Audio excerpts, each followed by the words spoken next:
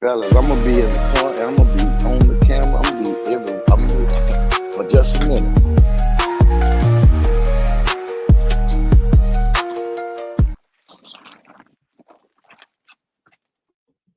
Gotta cut it out. What up, world? H-Time Bayou City Podcast back with another episode for you, know what I'm saying? Know what I'm saying? We're gonna get out another episode tonight, man. But before we go any further, man, I want to introduce y'all to the team, man. The dude right next to me. Get on my nerves, but that's my dog. Holla at him, big bro. What's happening? What's happening, world? Welcome. H-Time Bayou City Podcast. I am your man, N-A-T, Silent E, a.k.a. Quality. Yeah, man. You got the man beneath me, man. My brother from another mother. You know what I'm talking about? Go and introduce yourself, big dog. Hey, first and foremost, man, thanks for tuning in to another episode. We appreciate every view, every like, every subscription. I am T being your neighborhood brother, checking in. Straight to the point. Let's get it in. All right. And under the boy Quality, man, we got my boy, the OG himself, goddamn. Hey. Go let them know who they talking to, man. Already, you know who it is. Rich Blackman, the world greatest. I ain't gonna say it on here, but you can call me Rich Uncle Pennybags if you like. Internationally known, nationally recognized, and locally accepted.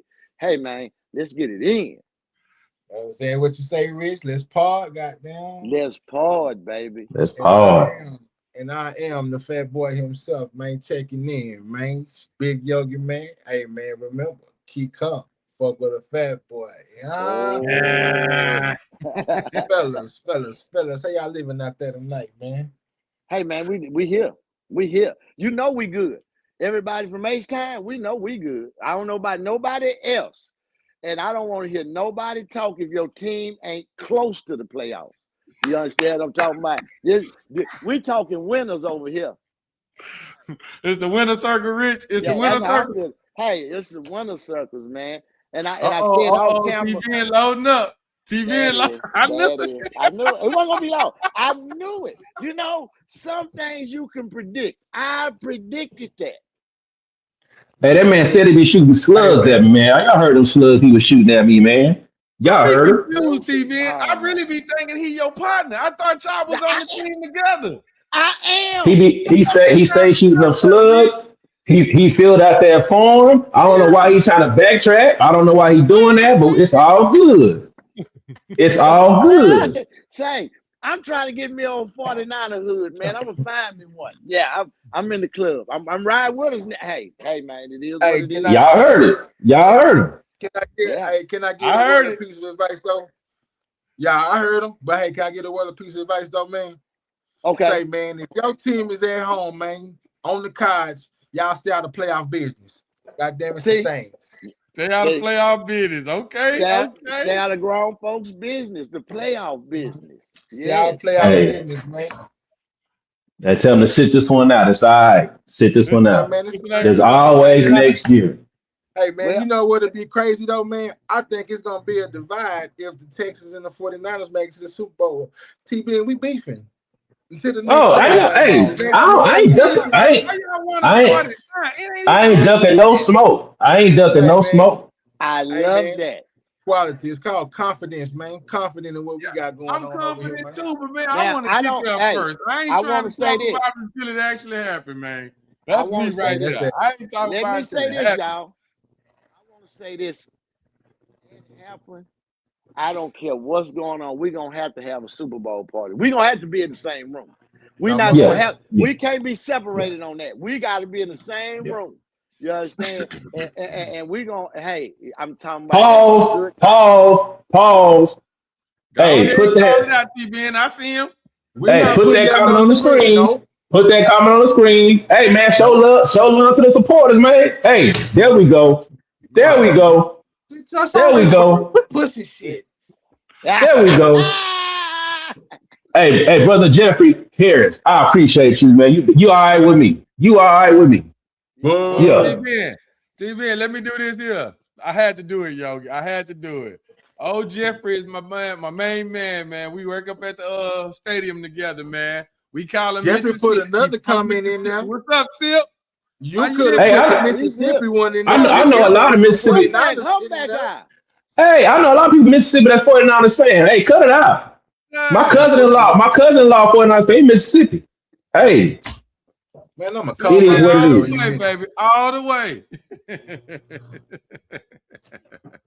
Anyway, man, we got another live episode for y'all, man. And we about to kick it off. You know what I'm saying? Quality, what you looking like up there, man? You ready to go? Man, you already know. When you need me, just play my theme music. Boom. Here we go. Cut the camera on.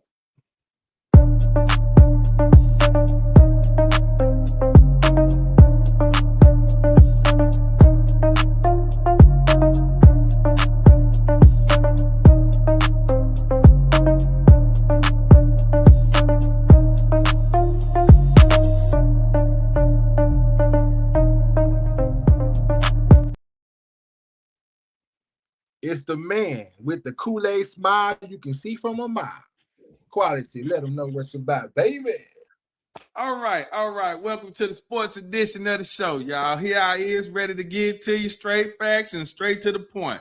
We're going to start with the playoffs. It's clear right now everybody's happy. So that means we all had a good weekend. TBN 49ers, they punched their ticket to the next one. The Houston Texans, we punched our ticket to the next one. It is. It's on to the next week, and then we're going to do what we do. But this is what I'm going to do. If everybody remember, last week we placed our bets. Oh, Lord. So, I'm going to call them out real quick. Yogi took New England, Bears, Eagles, Rams, Jags, and Texans. Jags did not make it, and Yogi and the Eagles did not make it. He missed two of his. The rest of them, he hit. Rich, New England, Green Bay, San Francisco, Panthers, Bills, Texans.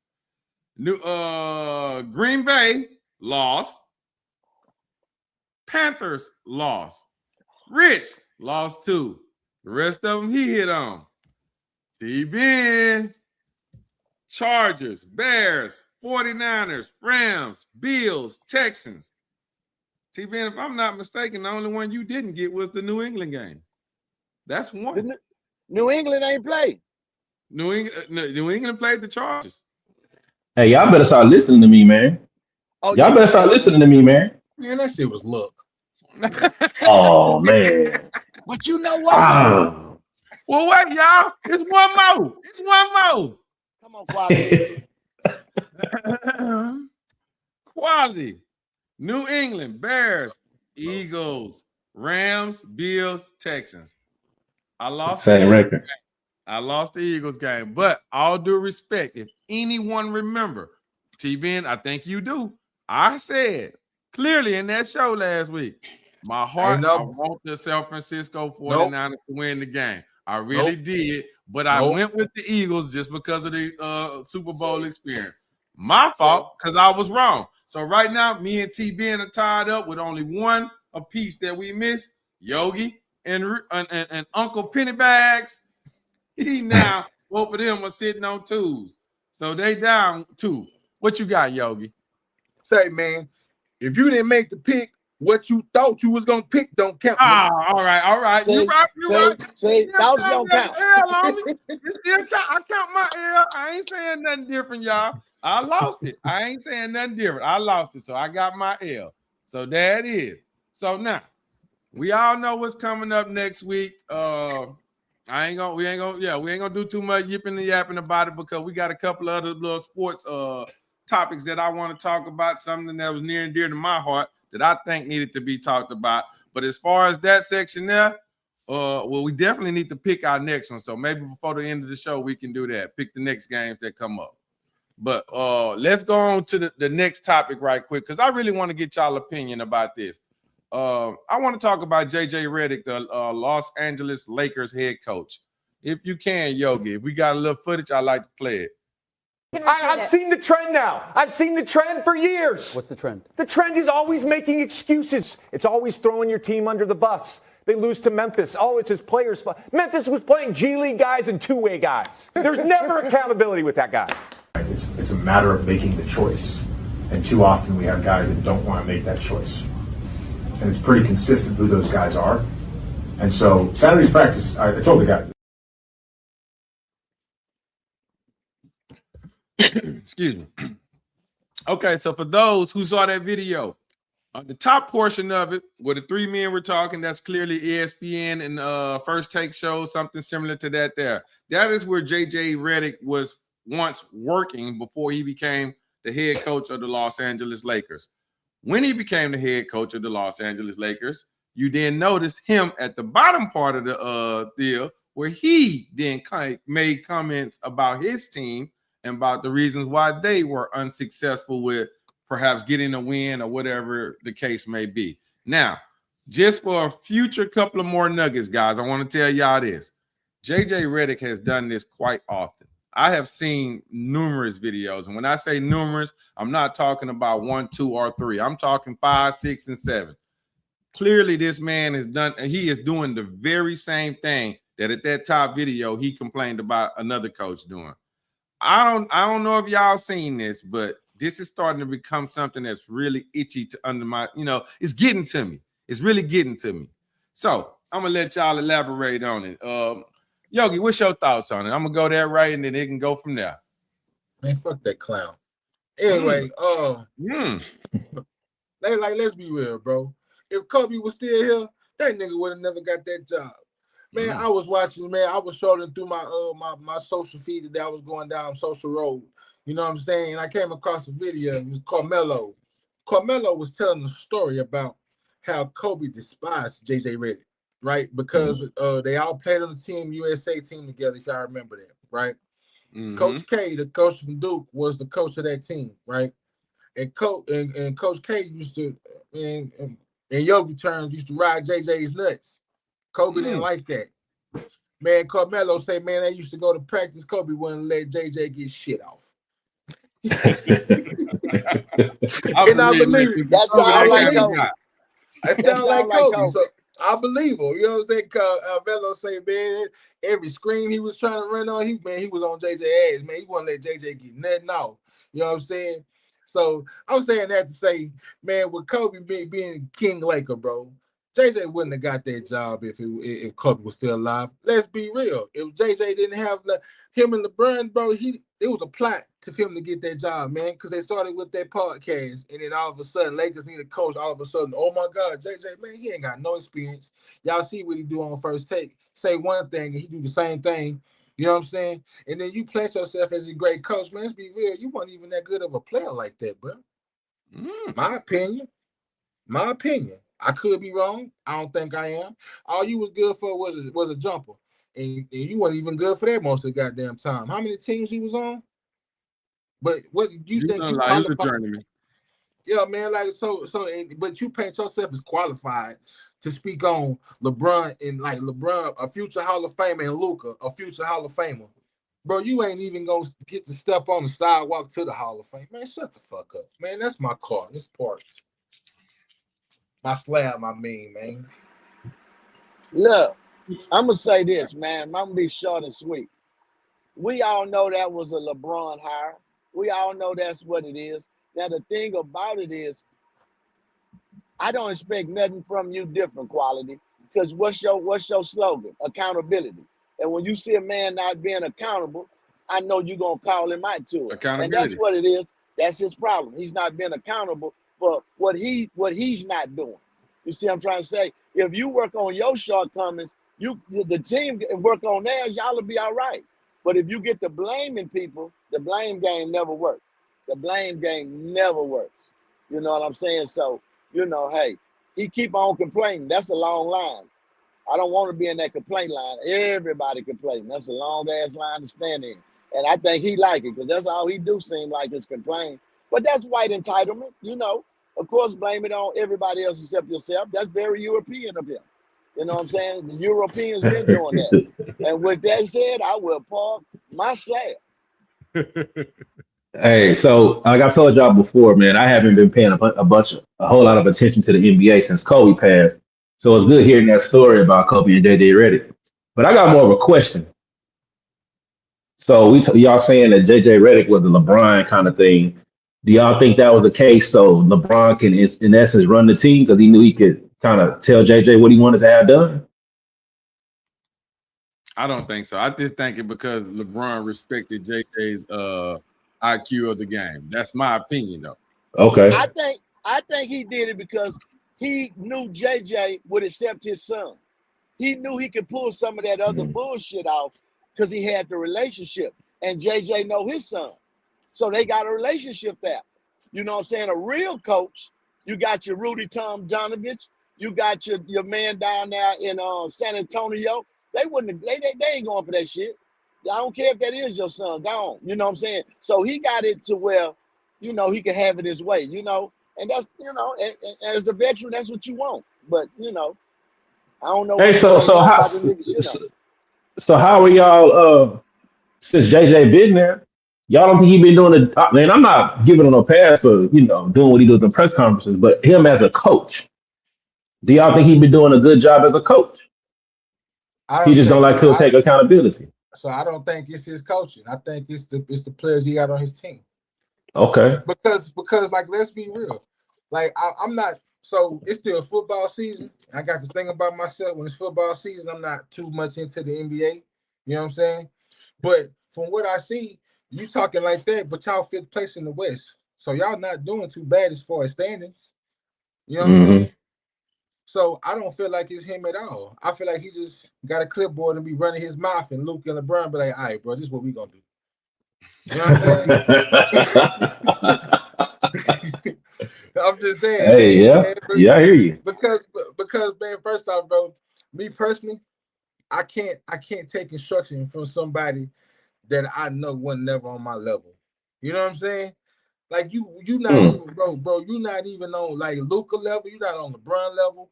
Like you might get through to them other players, but man, come on, bro. We all know LeBron and Luka is greatness.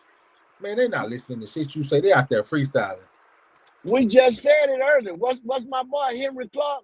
Hey, I don't argue with people that's not my equal. I teach everybody else. I only play with people my equal. And I think that's what it is. You ain't on our level, so we ain't gotta talk to you about that, man. Sit up and sit down and watch us work. And I think that's what it is, you know. Hey, yeah, that's that Yeah. Has mentality he though. ever thrown LeBron under the bus at any press conference? Yep. Really? He doesn't do like specifically one person. He does it as a team. The whole team is not feasible for what he wants them to do, or if that's maybe for instance, here's one that I noticed to be factual. That team struggles to shoot the ball. They don't shoot the ball from behind the arc well.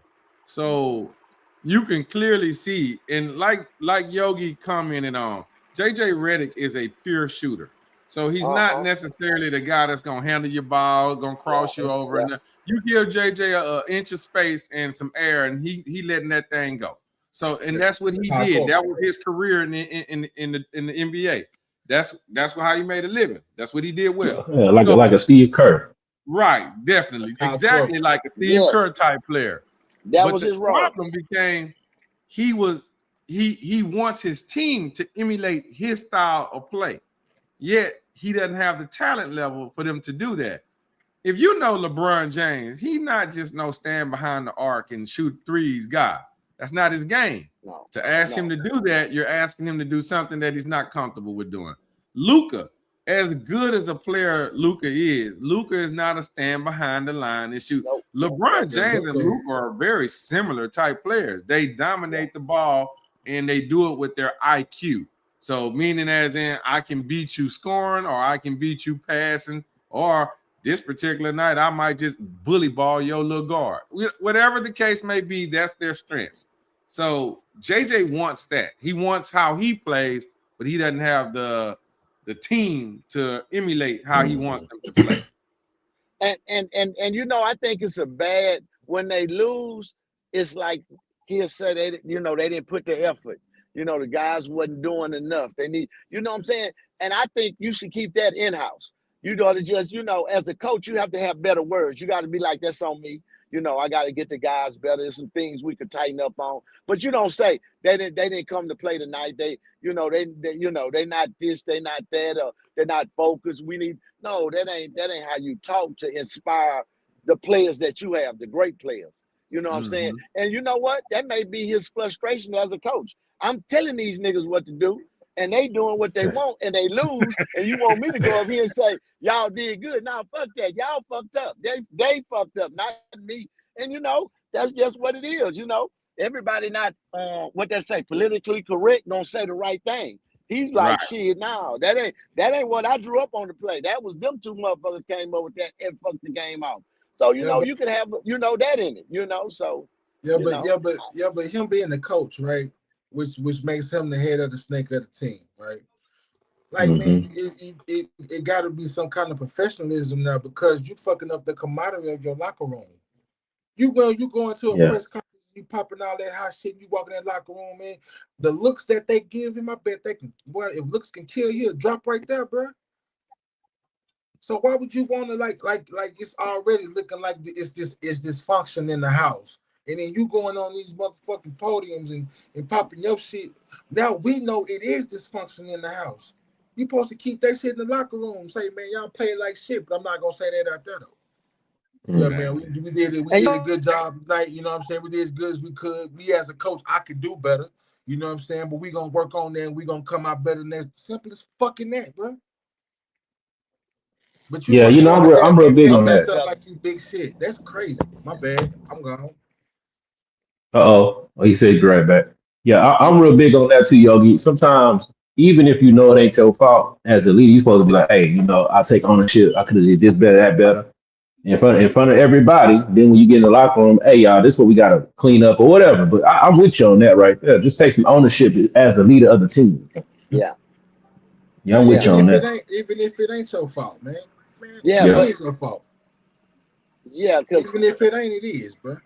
Go ahead. But it's gonna be hard he's gonna always get looked at crazy, because we know he got two definite Hall of Famers in Luka and LeBron. So putting your mouth on them ain't gonna help none, because they shit already locked up.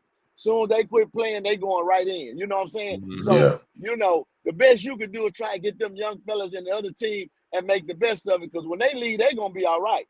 I don't know if ESPN wants you back, but hey, I'll be looking at something else beside my two Hall of Famers and blaming the team. You know what I'm saying? Because you got to stay in this.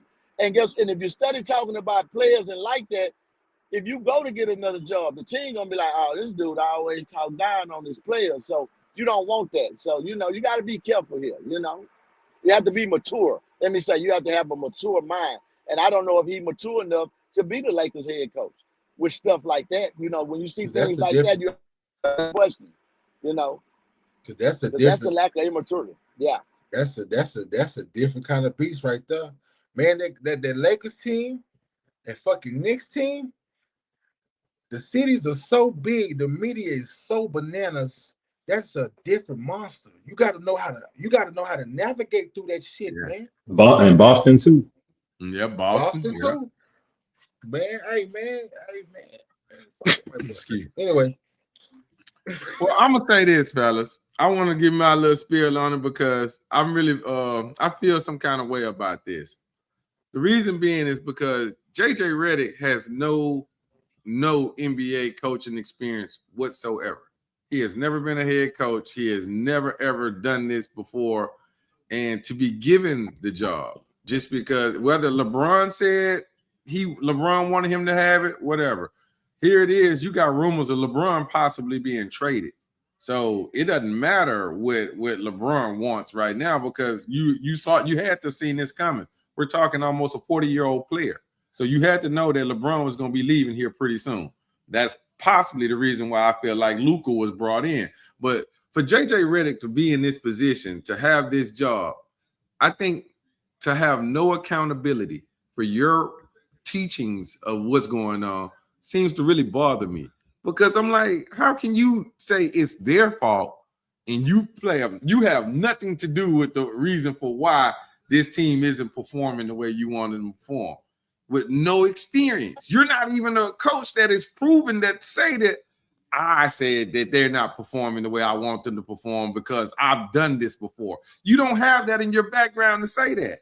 So how can you tell me that they're not doing it? What are you not doing right? Where's the accountability for you? So I don't know. And I'll say it, and I'm going to end it with this, man.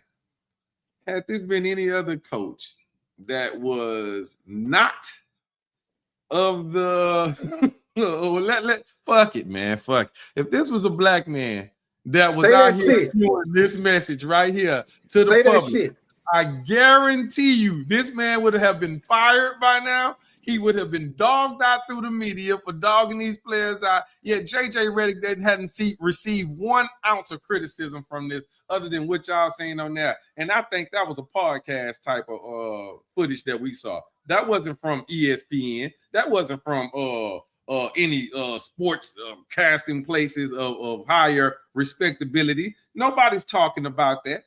But let this have been a black man. I'm done with it. I ain't got nothing else to say. Quality. The white privilege got him a job too.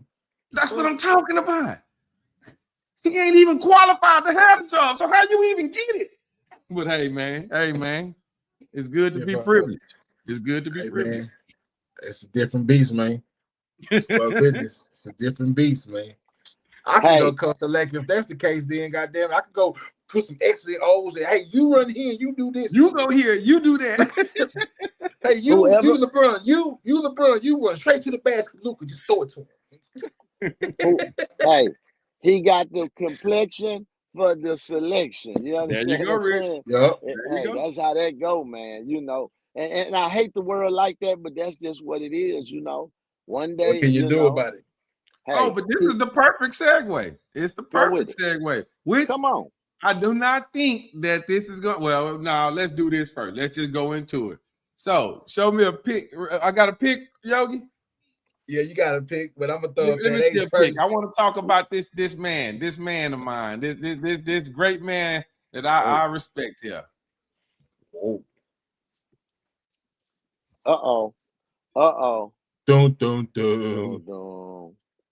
So, of course, everybody know breaking news today. Today, the Steelers and Mike Tomlin have decided to part ways. Mike Tomlin has stepped down as the head coach of the Pittsburgh Steelers. And we all know that this is happening completely the day after the Texans did what we did to the Steelers, which I don't take any pleasure in watching Mike Tomlin walk away from any job. But I am a Texan fan. So with all that being said, I'm not going to even try to throw it in the face of anything like that. I'd like to say Pittsburgh Steelers was my number 2 team. So I was heartbroken through the playoff game that we had to play against this team anyway. And I called it. I told my brother this the other day. I said, if Mike Tomlin loses this game, they're going to try to get rid of him. If not get rid of him, I think they probably wanted to get rid of him. I think that both parties came to the conclusion that it was best for Mike to walk away. I think Mike even wanted to do it himself. So I don't see it as Pittsburgh got rid of him. I see it as he determined that it was time for him. His time was up. Can I cut in? And I'm for the record, Pittsburgh didn't want to get rid of him. They didn't say that. He did that after the game. He said, I'm going to step back. You understand? Let me tell you something. You got good people, they do good shit. That's an honorable move. He heard the wrong. I agree. He heard all that. So I ain't going to let y'all find me. I don't even want y'all to discuss it or think about the city mad at me. I've been here long enough. I'm going to do the honorable thing and step back and go to my family. He don't have nothing to prove. You understand what I'm saying? But if you want me to put my tinfoil hat on, I think he really hot from the draft. I think he probably wanted Shador, and they probably said no. And y'all got him this old white boy. He like, I ain't finna go another year with this white boy. Because if he stayed, he gonna probably, Aaron Rodgers would have probably stayed. And he like, nah, I ain't gonna do myself like that. I'm good. Let me get away. And that was an honorable thing to do, man. And I respect him for that. He didn't get fired. Ain't nobody. They say he said, I'm stepping down. Y'all got it. That's honorable, man. That's what he never had a losing record as a coach, right? No, but the Steelers, he walked away. He walked away in a good way. He walked away good. And guess what, though, y'all? let's play devil advocate. It's 6, 7 coaching jobs open. This is the best time to leave. You understand? If he want to still coach, you know what I'm saying? You got a bunch of good teams. He'll fit good at Atlanta. He can go to Tennessee. Baltimore. He can go to Baltimore. Now listen, I heard that I was watching First Take and they said the funniest thing. They say, wouldn't it be funny if Harbaugh go to the Pittsburgh Steelers and he go to the That'd be Ravens? wild. He That'd said be that wild. would be wild right there. They just swapped in the same division. I say that's crazy. Wild. But How really, about this one, though, Rich? How about this one? Tomlin go, because I agree with you with the Sanders thing. I do not think that was Tomlin's call. I think Tomlin wanted a quarterback. I think Sanders was there even late in rounds, and he still cannot get the quarterback he wanted due to the Roney family wanting to make a decision or not wanting to have those problems. So how about this, Rich? What if he goes to Cleveland? Oh, wow. Oh, wow. I didn't even think of that. Oh, wow. And I think Deion would love that too. Hey, Deion would love him to have Tomlin as a coach. And listen, this would fit my narrative that he wanted that player. See, because guess what? When he saw that coach got fired, and he said, "Okay, this is my last year. If it don't go good here," I don't see Cleveland not picking up the phone for him. I don't see them not saying, "Hey, come on." And he's staying with the AFC. TB, and you called it. You Same called it. division. TB, and you said not having a losing season since he been coaching. He has not, with 19 years as the head coach of the Pittsburgh Steelers and not one losing season. But You do don't y'all think think? Cleveland But do y'all want to have that on their goddamn, as bad as the team that they have been? Wouldn't you think Cleveland want to have that to try to turn their franchise around? Oh, go ahead, Yogi. Go, Yogi. Go, Yogi. Y'all don't think that was a part of the problem with the Steelers, him always being 500?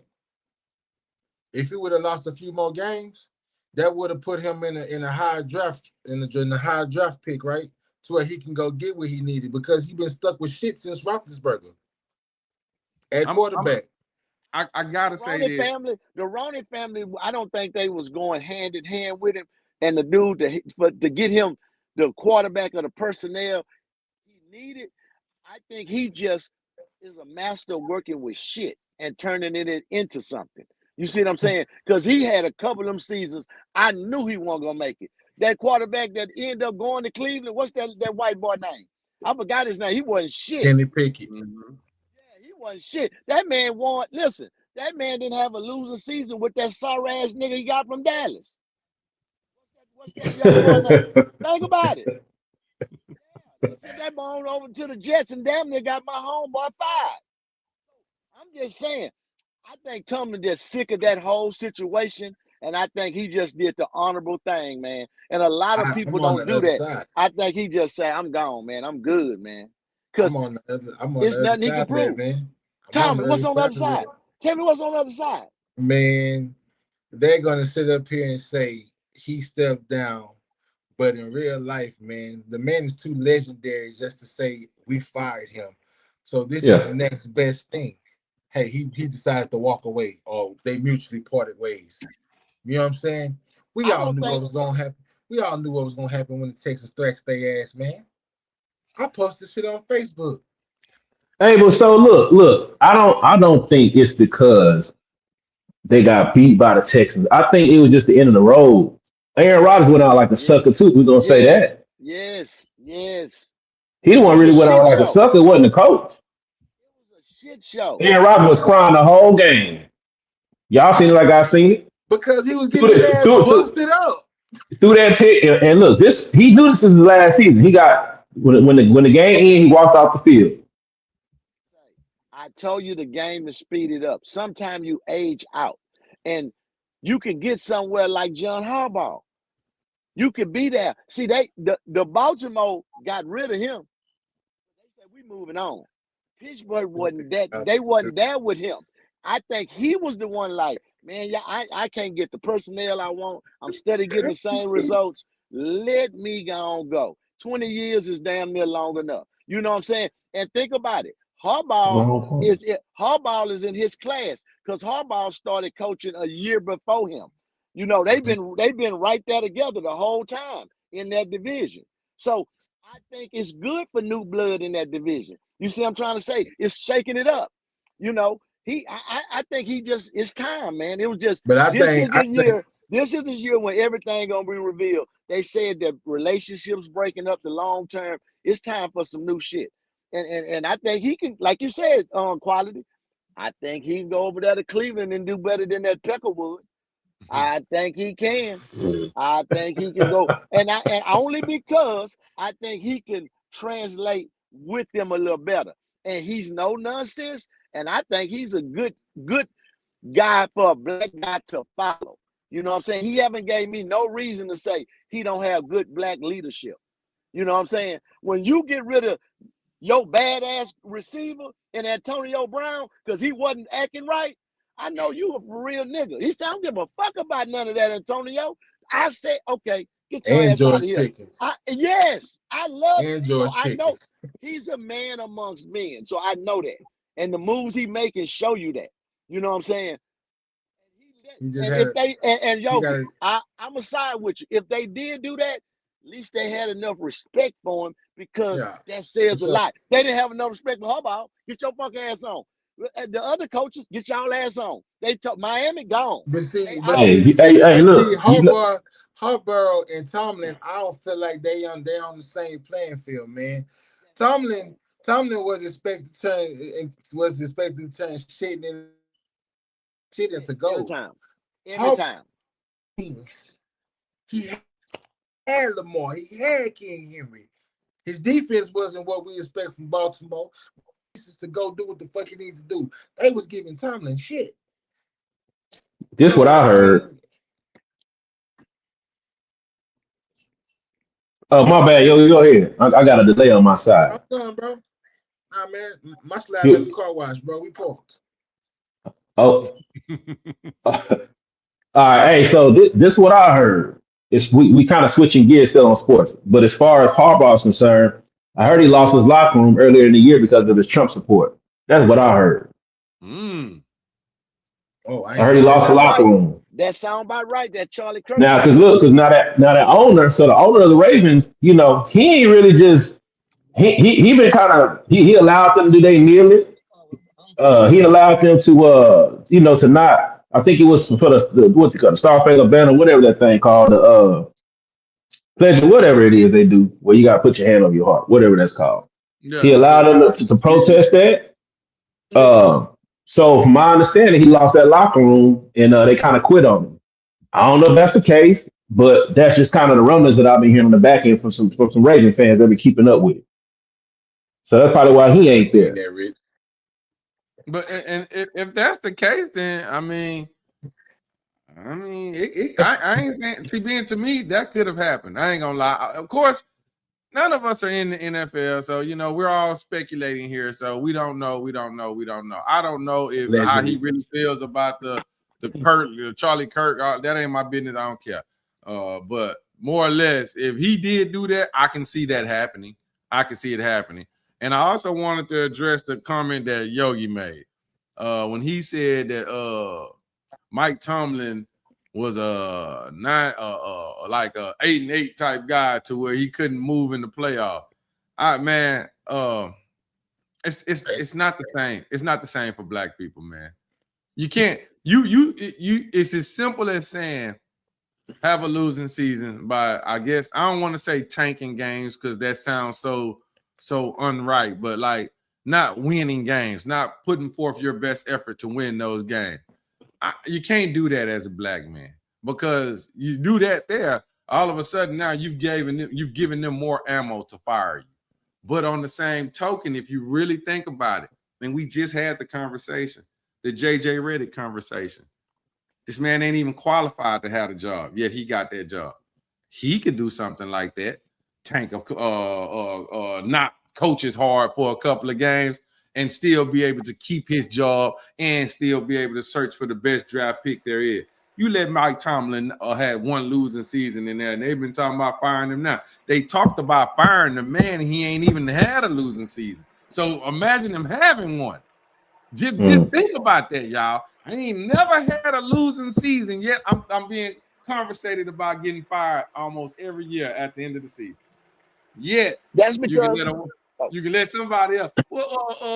Let any other coach come in there of the complexion that they want to see. And they not under that type of duress. They not under that. But quality. I hate to disagree with you on your subject matter, right? But can you really say that?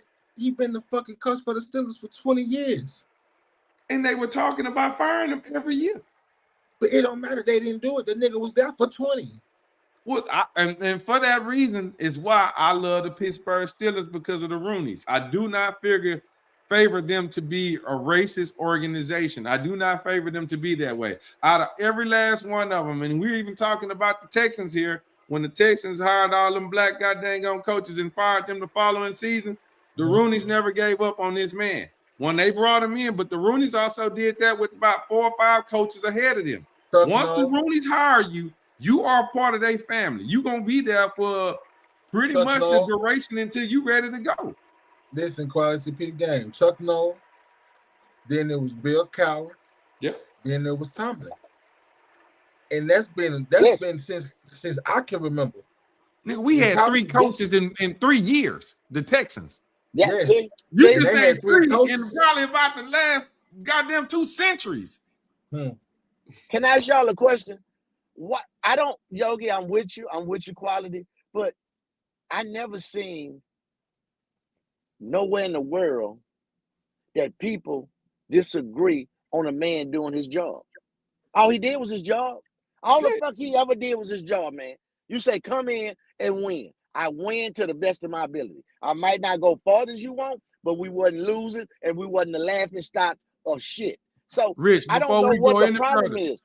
Why didn't we go as far as you want? What was the reason why? What did he want? What did he want, Rich? What I needed. A quarterback. Exactly, Yogi. What did he want, Rich? That's where we at now. He wanted that quarterback, and he couldn't get him. But now you asking him to keep winning. Yes. So you gave him a 40-year-old quarterback, and you told him to win with that, and he did it. He did exactly what you thought he couldn't do. He did it. He was about to take Mason Rudolph or whatever to the championship. He would have taken them to the playoffs. That's Mike Tomlin.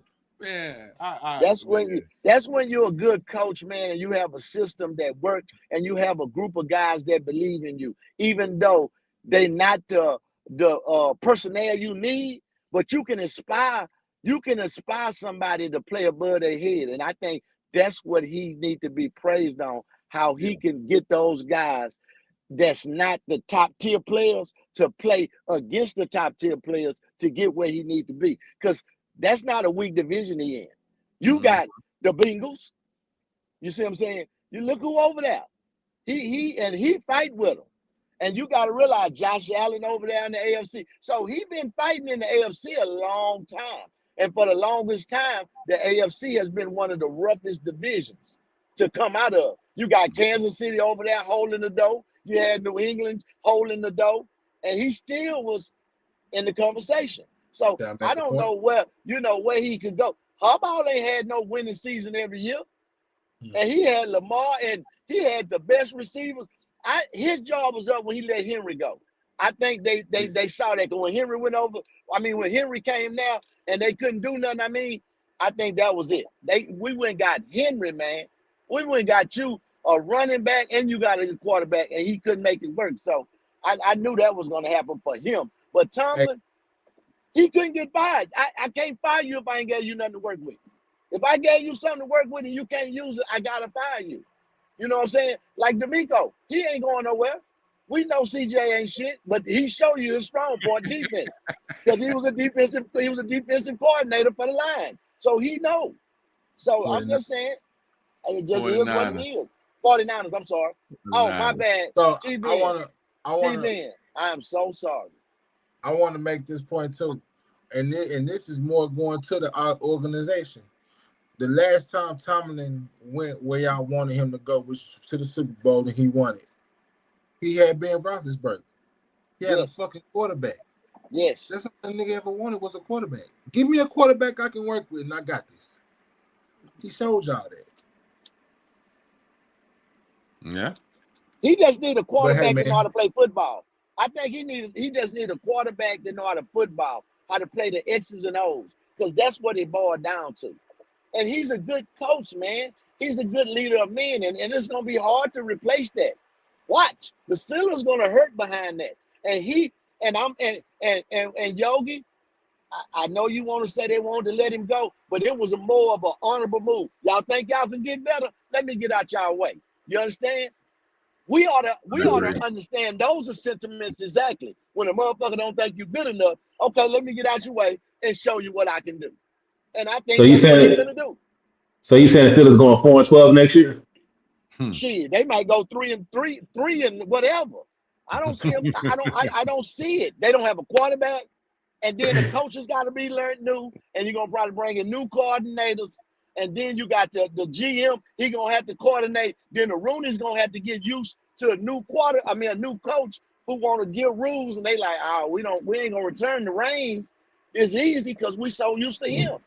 You know what I'm saying? When you got a good employee and you lose it, it's hard to replace that shit, dog. Good work. Hey, good help is hard to find. That's a true goddamn statement, y'all. I don't give a damn on what level of life that is. That's from marriage, that's to sports, that's to a job. Good help is hard to fucking find. And he was good help. You know, that's all I'm saying. And I understand you, yo. They might be tired. It might be time for them to go. But I know good help hard to find. And they going to see that. You know, I'm a Texan fan. I know good help hard to find. Hey,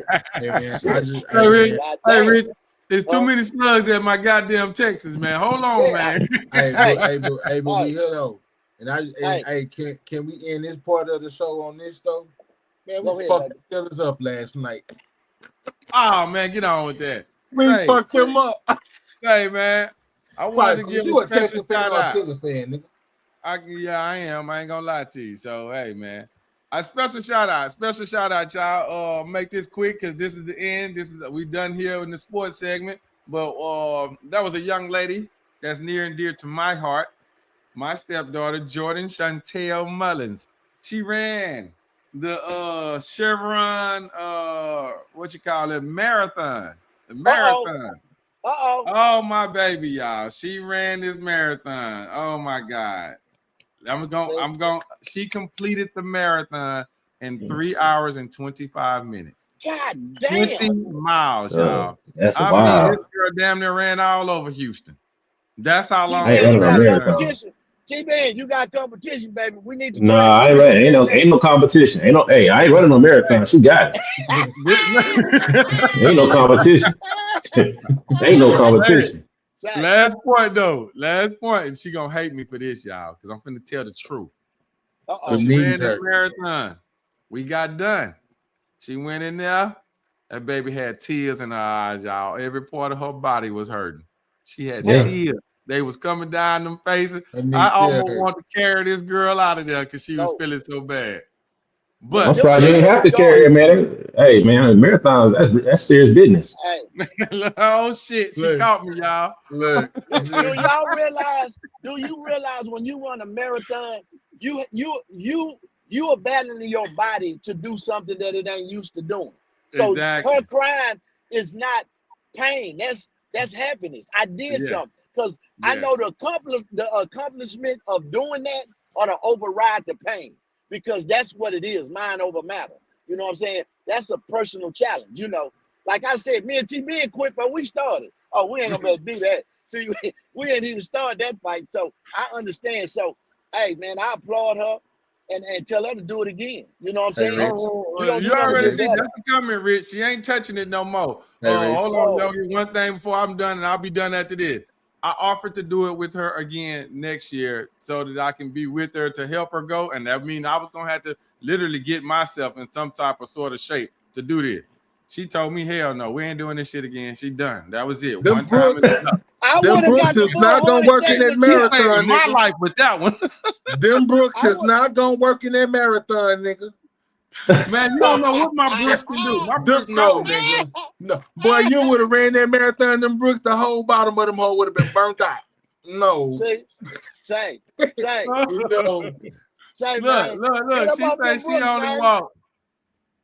She only walked 3 miles out of the 13.1 miles. Okay, that's impressive, man. That's great. Very impressive.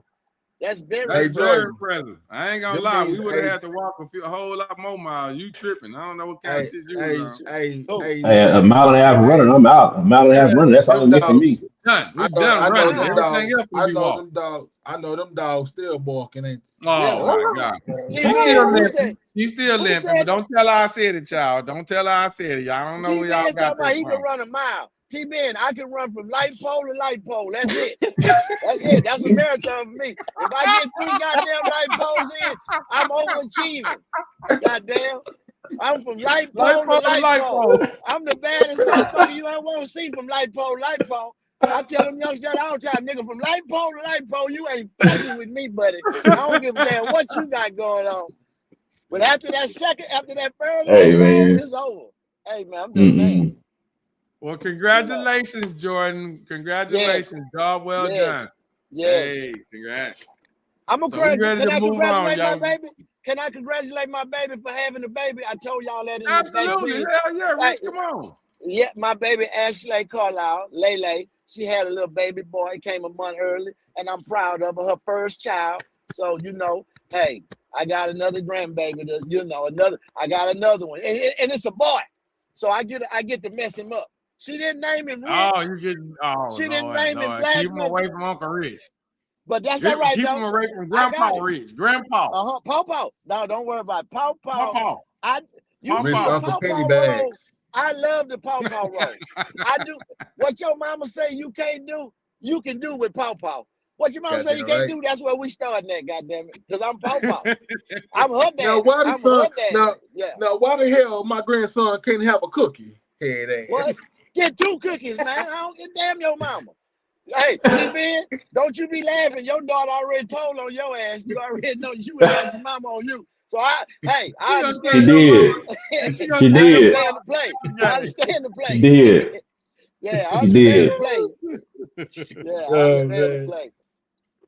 All right, fellas, let's pivot, man. Let's pivot. Okay. T-Ben, you ready, baby? Ready to talk about Hey, man. lifestyle, man? Roll it, man. Roll it. Yes, sir. Let me go bow right there. That's the it. Let's see you. Bow.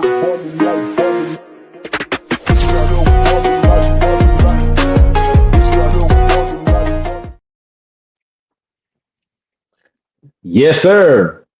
Hey, man, lifestyle section. So we gonna chop it up about some family, about careers. Today we're gonna talk about family and careers. So let me think.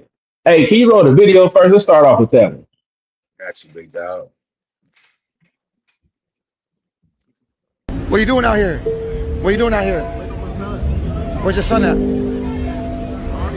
Partying? You're a good father, bro. We're out here preaching the gospel. I'm a Christian. What's your name? Chris. So your son's partying, but you're out here to just like to take him home? Yeah. Wow. Do you want him out here? Not really, but he's 21. You're a great father, bro. But do you tell him like that it's not a good life and all that stuff? No, we all walk that path at some point, you know what I mean? So I don't want to be like beating him up too much for like being human, because I know at some point he'll get it out of his system and then he'll want a better life. So, you know, just trying to guide him and make sure he's doing it the right way, you know what I mean? I see what you're saying. I was drinking and driving, not doing crazy stuff. Like, all right, if I'm here, like I at least know he can get home safe. That's real. I actually respect that a lot. What's his name? Chris. Wow, Chris Jr. Let's pray for him right now.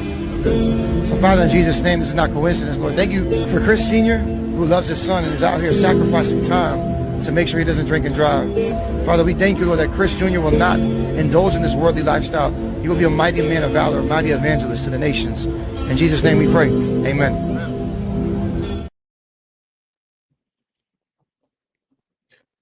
Yeah. So I ran across this video about a week ago, and man, I mean, I thought it was awesome, to be honest with you. From my perspective, I've never seen a father willing. What are you doing out here? What are you doing out here?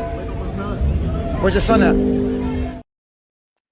My bad. It's all good. No, you good, bro. So I've never seen a father that would stand outside of a club, knowing that his son in there getting his drink on, he old enough to drink, but to stand out to be his designated driver. I've never seen that before. You know, just hats off to him on that. You know, I gotta give him props on this. I've never seen that before. I respect it. But that's my take on it. You know what I'm saying? Like, and I see how it can go different ways. You know, I've seen different perspectives about, hey, um, your son is grown. He's 21. He making his decisions. He making his own decisions. You can't baby him. You know what I'm saying? If he chooses to go out there and drink and drive, get behind the wheel, he gonna have to suffer them consequences. And in my mind, I'm thinking I understand that. I get it, but y'all know my biggest thing about when we talk about age and we talk about, you know, when your brain is fully developed, and I understand that at 8, you can go to 18, you're an adult at 18, I get all that. But you make a lot of bad decisions until you get to a certain point in your life. And I think he's still in that bad decision making phase. And I think his father understands that. And he knows his son. So what y'all think about that, man? What y'all taking what y'all just saw? You know, Quality, we start with you. Yeah, I always like when we get to your segment, because it takes me home, man. It takes me home. Mm. I feel like I know me, the type of person I am, I would do that for my son. So when I see another father out there doing that for his son, I have the utmost respect for that man. I have, because, you know, first of all, you got to recognize that man is completely out of his environment. If you notice, he's just standing on the wall. You can tell he's out of his environment. This ain't where he's accustomed to being. This ain't what he normally gonna do. This ain't the area that he would normally be in to even be trying to consider himself being comfortable or anything like that. Yet that's where he at, and he's there for a reason. I don't care what you think. I don't care who see me. I don't care who all that don't mean nothing to me. I got one objective, and that's to get my baby home safe. I respect a man that can do that, because it's a time and frame nowadays where you don't have kids to have that. So a lot of us don't have that type of stuff. Well, I say us, I'm not a kid, but it's a lot of children that don't have that.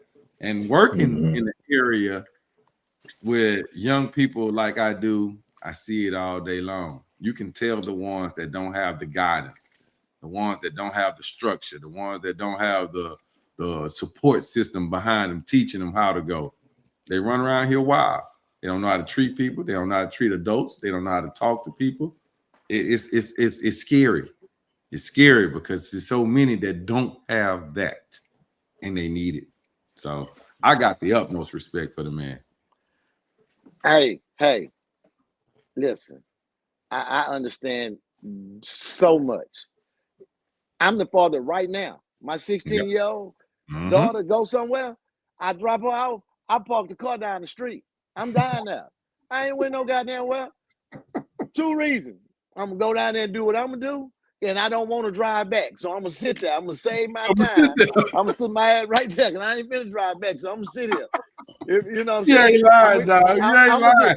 I'm going to get my package and what's going to keep me occupied. And guess what's the best thing they made? This goddamn phone. I'm going to stroll on it about 3 hours. You know what I'm saying? Yep. Time flying. I'm on that just doing what I do, you know? So I'm glad I got that to keep me occupied. But I understand him to the fullest, man, because I'm that father. Wherever I take you, I'm going to sit there. You know what I'm saying? If I drop you off at somebody's house, I'm going in and talk to them. Hey, how y'all doing? You know, I'm dropping mine off. I'm dropping mine off. I want you to know. I want you to know you're responsible. You know, because if I have to come and kill somebody, I won't know who I got to kill. See, I just need y'all to know that. That's what this is about. I'm getting my faces together so if something go wrong. So, you know, kids don't like that.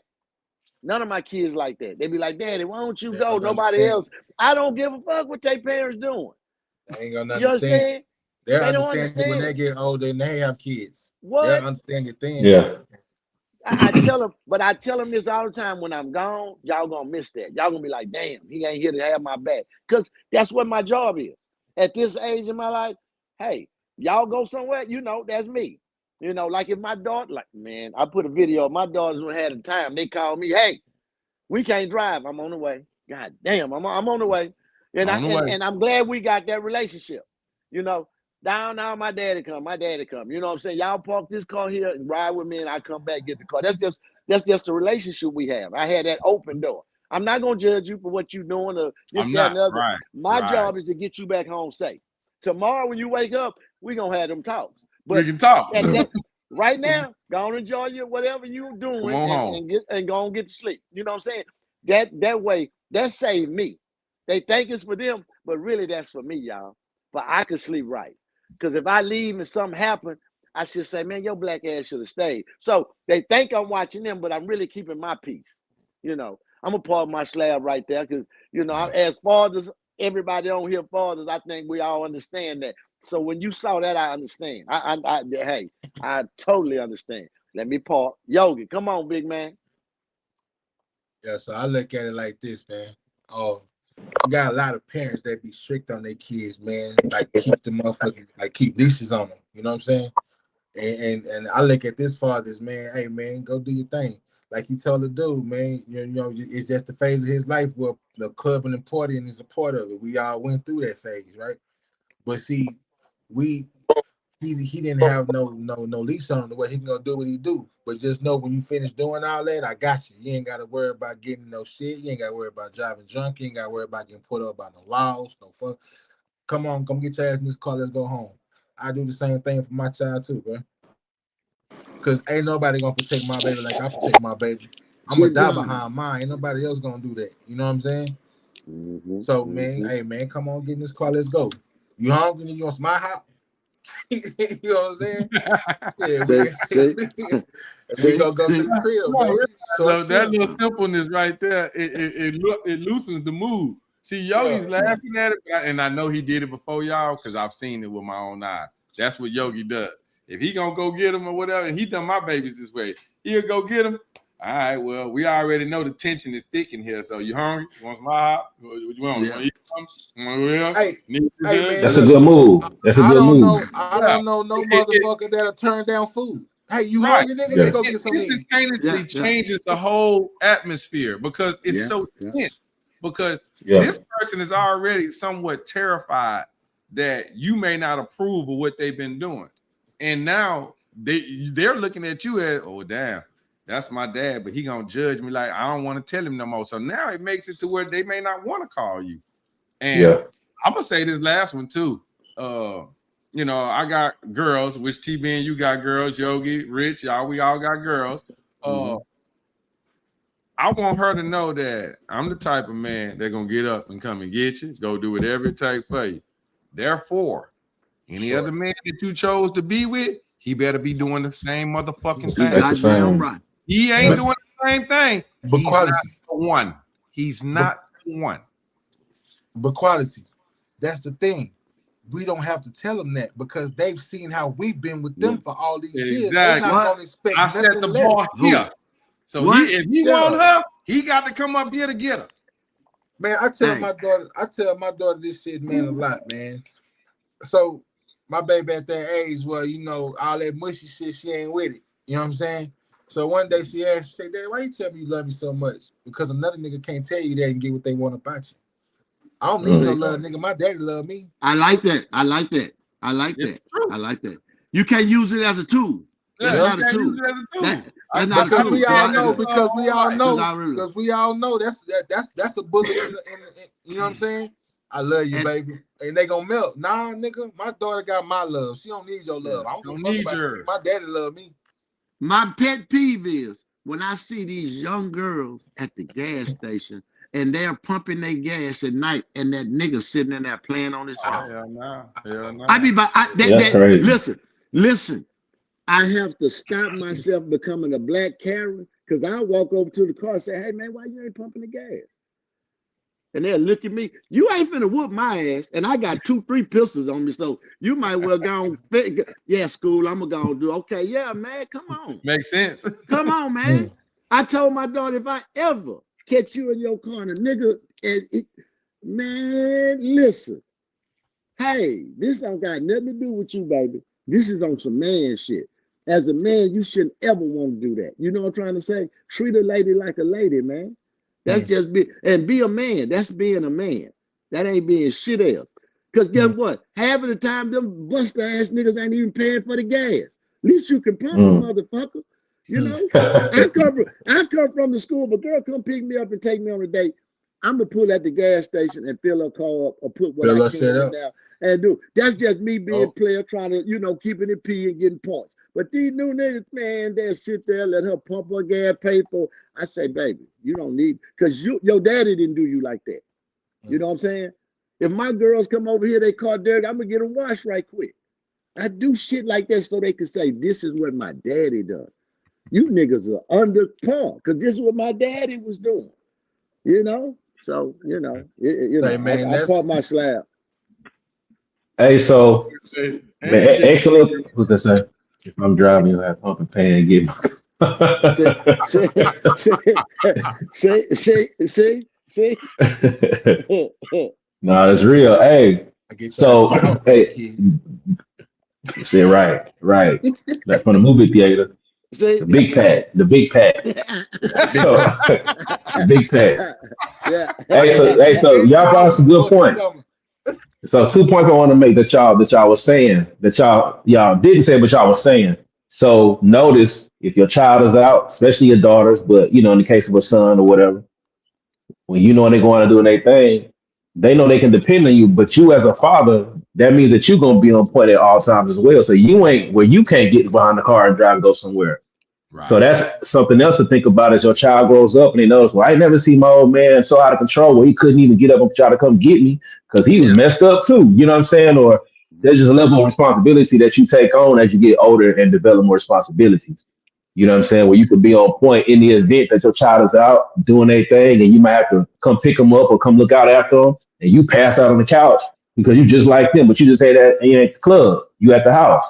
So that's a level of responsibility. So, but let me play devil's advocate. I want to hear what y'all got to say about that. Do y'all think that, like I said, I'm just playing devil's advocate, so don't take it as it's my thought on it. But do you think you be enabling your child to be irresponsible knowing that you're gonna be there to save them? Oh. Yes. Yeah. So how do you navigate that then? The thing about it is I try to minimalize it. I'm not trying to take it away because they're gonna make the mistakes. You see what I'm saying? But if I'm there to stop most of them when they by themselves and they make that mistake, I'm hoping they can recognize it more than me enabling them. You know what I'm trying to say? Because guess what? Mm-hmm. I know two things. Kids gonna do what they're gonna do. Right. You know what I'm trying to say? Even if you're right there. As long as you keep it respectful, that's on you. You know what I'm saying? Because we already talking about them drinking. So that is a form of being irresponsible. So you're letting them be that. So that's why he's there. He gave him the leeway to go have a good time at your homeboys. I'm just not gonna let you drive home. I'm gonna come get you. You know what I'm saying? And that's a good thing, you know. And I have a rule in my house. If my kids are going out, I ain't going out. I tell them, hey, I'm going with my homeboys tonight. I ain't going out. Can't nobody go nowhere because I can't come get y'all. So if I'm out, they stay home. If they out, I stay home. You know what I'm saying? And that's what I teach so we can have each other back. Because if we all out at the club party, something go down, you see what I'm trying to say? Everybody messed up. Everybody messed up. So that's just me being an adult and me being responsible. So their irresponsible makes me more responsible. You see what I'm trying to say? Me trying to prevent them from being irresponsible makes me a better person by not being responsible. By being responsible, I mean. You see what I'm trying to say? I get you. It offsets me. That means I don't drink. That means I ain't smoking. That means I ain't doing this because I got to be responsible. So it helps me in that way. And they don't see that part. And I don't tell them that. They think I'm just being a strict daddy. But it's helping me. You know what I'm trying to say? So, you know, it all works. I learn from everything that I do. I try to. And that's what that was. That's how I see it, you know. Y'all can go with it. I'm parking the slab. I'm gonna hop in there. So T-Ben, first off, anytime you ask something, I'm never gonna look at it at a negative way or anything like that. So don't ever see it that way. But what you did say does make a lot of sense. And I agree with Rich. Yes, it does enable my babies at some point or somewhat. But I'm gonna tell you something that we all said that I don't know if we caught it, but that uncomfortableness of when you do show up and they know they're wrong, and like I said, Yogi will break it down somewhat. He breaks that tension down, but it's a reason why she's uncomfortable because she knows she's wrong.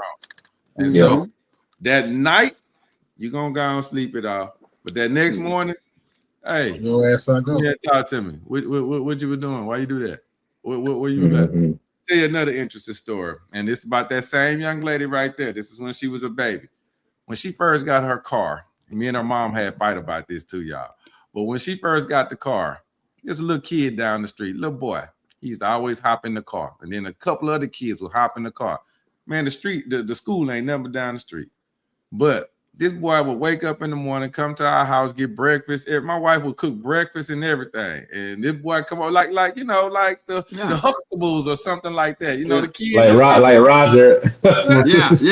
Yeah. So check this out, though. Good thing I wasn't. So she just got the car. So I'm like, hey, little boy don't never offer to put no gas in there or nothing. No. The boy ain't never offered to wash your car or nothing. He got down the street. He don't never offer. He come over here every goddamn morning to eat. He come over here every goddamn day to get in his car to go to school. But you telling me you can't get him to at least help you wash it? To her, she looked at that as if I was trying to get her to ask him. To me, I was trying to show her, if you don't give him that much, then you should get something out of return. These things didn't dawn on them then. And at that point, like Rich say, I'm looked at as, oh my God, he's so mean. I don't ever want to tell him nothing. Oh, he always, no, man, no. And to this day, I'm going to stand on it. It was never about needing him to do anything for you or anything. It was to get you to recognize that you needed to understand what your value was. That's what I was trying to show her. You didn't understand your value. Yes, it's okay to be nice, but you got to understand when you're nice, some people take advantage of nice. So, meaning what you basically said, T-Ben, when she gets in that car, there's a level of uncomfortableness because at some point I'm going to ask you, hey, why you get that way? One more point and I'm going to park my slab. My baby now, if she go out, this is me. I'm a night owl. So when she walk in his house, I'm the first person she going to see. Every fucking time. It never fucking fails. It may be one or two times where her ass will probably be able to go up them stairs and didn't see nobody because I was asleep or whatever, but it's very seldom. Most times, I just said this to her the other day, I feel you when you coming around that corner. I feel you. Like my body start, oh, she almost here. So I catch her ass like this here. I know I'm in the man cave. I open the door. Hey, had a good time? That's me looking at you to see how you came home. Was you intoxicated? Was you slurring with your words? Were you dressed appropriately? See, these things right here, she know that I'm doing it. Like, let's say she goes out. She knows I'm doing it, but she don't know. And that's the reason why. Now, I didn't gave her a little free game tonight, so you take that one around with it, baby girl. But yeah. Hey, let me say this before you go, Yogi, because it's a point you just made, and this is something that children don't understand until either they get grown to have their own children or they start communicating with other peers when they have their children. But parents have this, it's like Wi-Fi. We have connections with our children. They don't even understand it yet. They don't even, like, even to this day, mostly with my mother, sometimes my father, but I can be thinking about them and they'll call me within a few moments and be like, man, we've been on each other's mind all day. That's that connection that we have. And so, like you just said, you can feel it come around that corner. That's real. It ain't magic. It's real. And I know people be like, nah, it's real. It's a connection that we have. Perhaps because y'all come from us. I don't know what it is, but there is a connection. So whenever something's wrong, we can feel it. We know it. I know it. We know it. It's so being slick ain't gonna work. But we know. It don't work. They think it do, but it don't work. It don't work. I studied your ass from the time you was this big. So in their cases, they was probably a little bigger, but I've been studying them for so long. I know every move you're gonna make before you make it. At least I got an idea. I know what you're capable of. I may not know what you're doing, but I know what you're capable of. Did they did it? Nah, she ain't do that. That ain't what she do. They said she did it. Yeah, she did that. She did. And sometimes we let them get away with things that they don't even know. Sometimes we let them get away with some stuff. Every now and then, they don't even know. We don't say nothing about it, because somebody got to bump their head a little bit. You know what they doing? I'm gonna let that slide. you'll come around and you'll rap, So you're absolutely correct. Pick and choose. Pick and choose. What fights she gonna get on? What fights she just let her make it? She gonna learn from it. Yeah. What you got, Yogi? So the question was, if we that way with our kids, is that like, are we enabling them? I mean, not really. I don't think so. Because man, I want my baby to always be able to depend on me, man. If she don't got nobody else, man, my baby should be able to depend on me, man. Like I've been working on this thing with my kid, man. She, my kid a mama's girl, so it's a little harder. You know what I'm saying? And see, man, I had a video, man, that I was gonna use for a topic, but I ain't use it tonight. But it's about the broken home thing. You know what I'm saying? And I'm in a situation where I have a lot of thoughts when it comes to my child because certain shit that I go through with it, but I'm trying to get her to understand, like, you know what I'm saying? I'm always one call away. I don't give a fuck what the fuck it is. Man, it can be 2, 3 in the morning. I can be dead ass sleep. If you need me, I'm coming. No questions asked. You know what I'm saying? So I like we said earlier, man, I set the standard for whoever she deal with in the future. You know what I'm saying? And I want to set that standard for my baby. So I don't think I'm enabling her at all. But T-Man, that enabling my mother, because I was spoiled and my mother catered to me and she thought she sheltered me. You know what I'm saying? So when I went to the world, it took her years to understand, oh, he all right. He can handle this. You know what I'm saying? Because she thought she enabled me. But really, she put in me what I needed. You know what I'm trying to say? She didn't put the street in me, but she put common sense in me. She put good judgment in me. You know what I'm trying to say? So that's the things that will offset that enabling. I want you to know how to think, not what to think. I need you to know what to do. You see what I'm trying to say? So they're gonna do the drinking. They're gonna do the what the rest of the kids do. That we done it. So I expect it. But I just want you to make better decisions when it happens. Like call me, get to a safe place. Don't try to, you know what I'm saying? Don't try to figure it out to where you put yourself in more harm. So that's my whole thing, man. So yeah, that was great. Yeah, them kids though. We can go on and on about these kids because I mean shit. I got 7 by 7 different people. So I could tell you. I could tell you a thing or two. You know what I'm saying? You know, well, if I had a hat, I'll take it off for you on that one, man. Listen, I don't have a bunch of grandkids.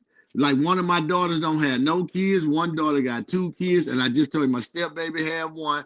My boys don't have. Well, my oldest son just had a daughter, but my other boys they don't have kids. So they listen to me, and I was glad that I could be the atlas to tell them, hey, don't do what I did. You know what I'm trying to say? Be better than me. You know what I'm trying to say? I taught my baby boy, hey, have fun with these girls. Don't get caught up with a baby. I got caught up with one at 18. You know what I'm saying? Now I have to be responsible for myself and somebody else. I said, you don't want to do that because you want to enjoy your 18-year-old. And by me not being as responsible at 18, now the girl think I'm a deadbeat father. Oh, he ain't shit. He ain't. So, and it's not that. I became a great father. But at 18, I was not a father. I was a teenager. You know, I'm still wanting to go parties and basketball. I don't care about diapers and milk, but hey, that become your life. So I was glad that they took that and understood it and was like, okay, this ain't for me. You know, this ain't nothing, you know. And so, you know, hey, your kids are a reflection of you at the end of the day, y'all. Please believe that. Yes. They are a reflection of you. So if you pretty good, it reflecting your kids. So when people meet my kids, they think I'm pretty all right because my kids kind of be all right. You know what I'm saying? But you know, that's what it is. You'll learn. You know, hey, T-Ben, there you go. Yeah, man. So hey, man, good topic on that. Good discussion. So next, on this second half of my my little part is man, I wanted to talk about how to conduct yourself in corporate environments.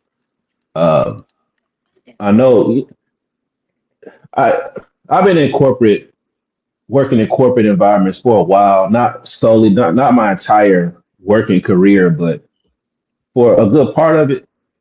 And to be honest, I think that I've mastered how to navigate in different spaces, and I don't have to do all the extra ass kiss and none of that. You don't have to do all that. And I wanted to have a kind of discussion about how to move about in a career or a corporate atmosphere without feeling like you chunking off a piece of yourself or you can't be who you really want to be. But it's rules, man. When you engage yourself in a certain environment, there's certain rules you got to abide by just in any place that you go. And I think that and I don't want to open the floor with what I say. I just give y'all the opportunity to kind of give some insight from what you understand of the corporate world, or maybe you haven't worked in it. So first, my question is: has everybody here worked in corporate America? What would be corporate America? Can you define that? Uh, Would that be dealer, like dealer, a yeah, job, or dealer. would it be suit and tie business? I mean, would it Yeah. be industrial? Would it be labor? What kind of what kind of Let's just keep it simple. White collar jobs. okay, okay. Now the Because you question can be in is, you could be in. Have you ever worked in a white collar environment where you didn't have where it wasn't outside working on construction, or okay, where you had to maybe wear you a sports coat, Yeah. or khakis and a button up kind of circumstance in Yeah, an office? Okay. I have not. I have I, not. it wasn't for me. Okay. Why you say that, yo? I'm curious. I'm gonna lie to you, tell you the truth. Tell the truth. that's true. Yeah, we telling the truth today. So I wouldn't necessarily call it corporate. I worked at a call center where we had to, dress Yeah. the part. Yeah, that's corporate. No, that's definitely that's corporate. All Absolutely. right. So yeah, I just feel like it wasn't a job for me because I'm the kind of person I can't just sit in one spot all day. I'm antsy. I gotta move around. I gotta go bang on something. You know what I'm saying? I'm This one is of them true, kind. y'all. I know You him. know, It's true. you know what I'm saying? So I'm sitting there, hi, welcome to such and such. Damn shit, what's for me, man?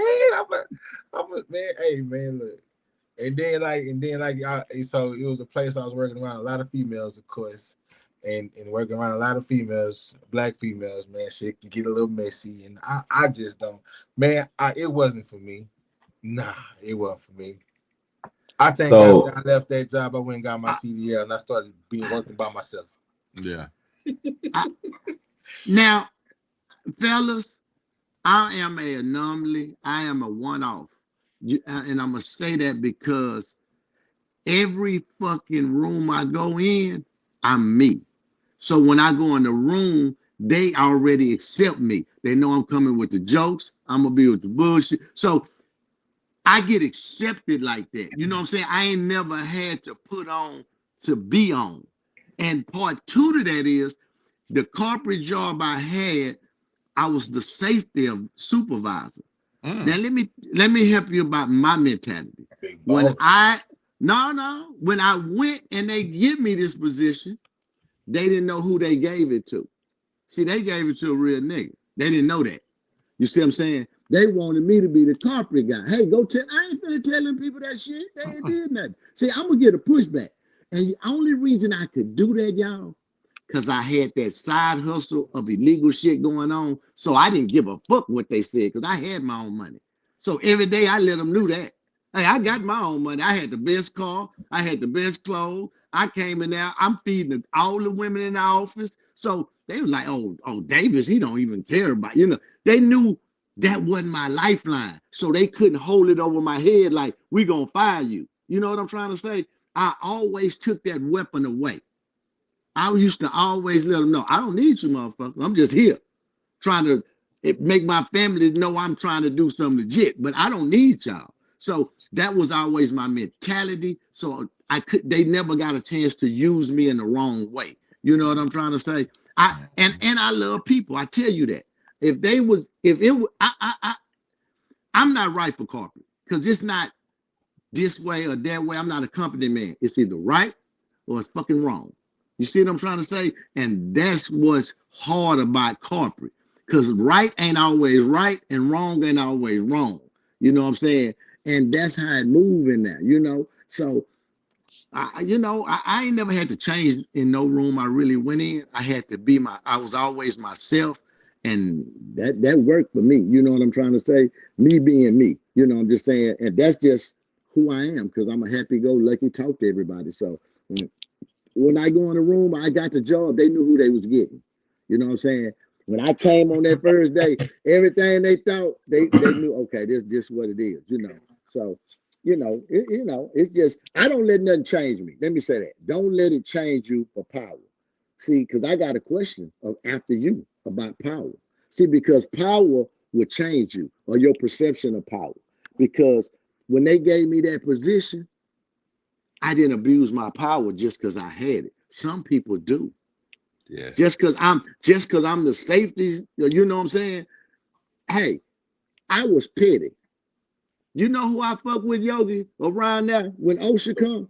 I'm fucking with all supervisors. Hey, why you ain't got your hard hat on? And he my boss. Where your vest at? I'm fucking with him. They hiding motherfucker at me. They hoping I don't have my boots on or something. No, I'm on y'all ass. But, that's just what I was doing and how I was. But, hey, that power and that position, if you want it, it could control you. I just, TBN, did it change you? Did power change you? No, it didn't. So here's the thing. And one great point that the pod mom just said is that you have no friends and they can't know any of your personal business. That's one thing I was gonna cover. But before I get to that point, so these are some tips, right, in the corporate America. If you ever want to join it, or if you say I'm gonna put my foot into it, see if I can survive in it or whatever, become well-rounded. And when I say that, dabble into things outside of your bubble. Learn more about the world. This way you can have conversations with people.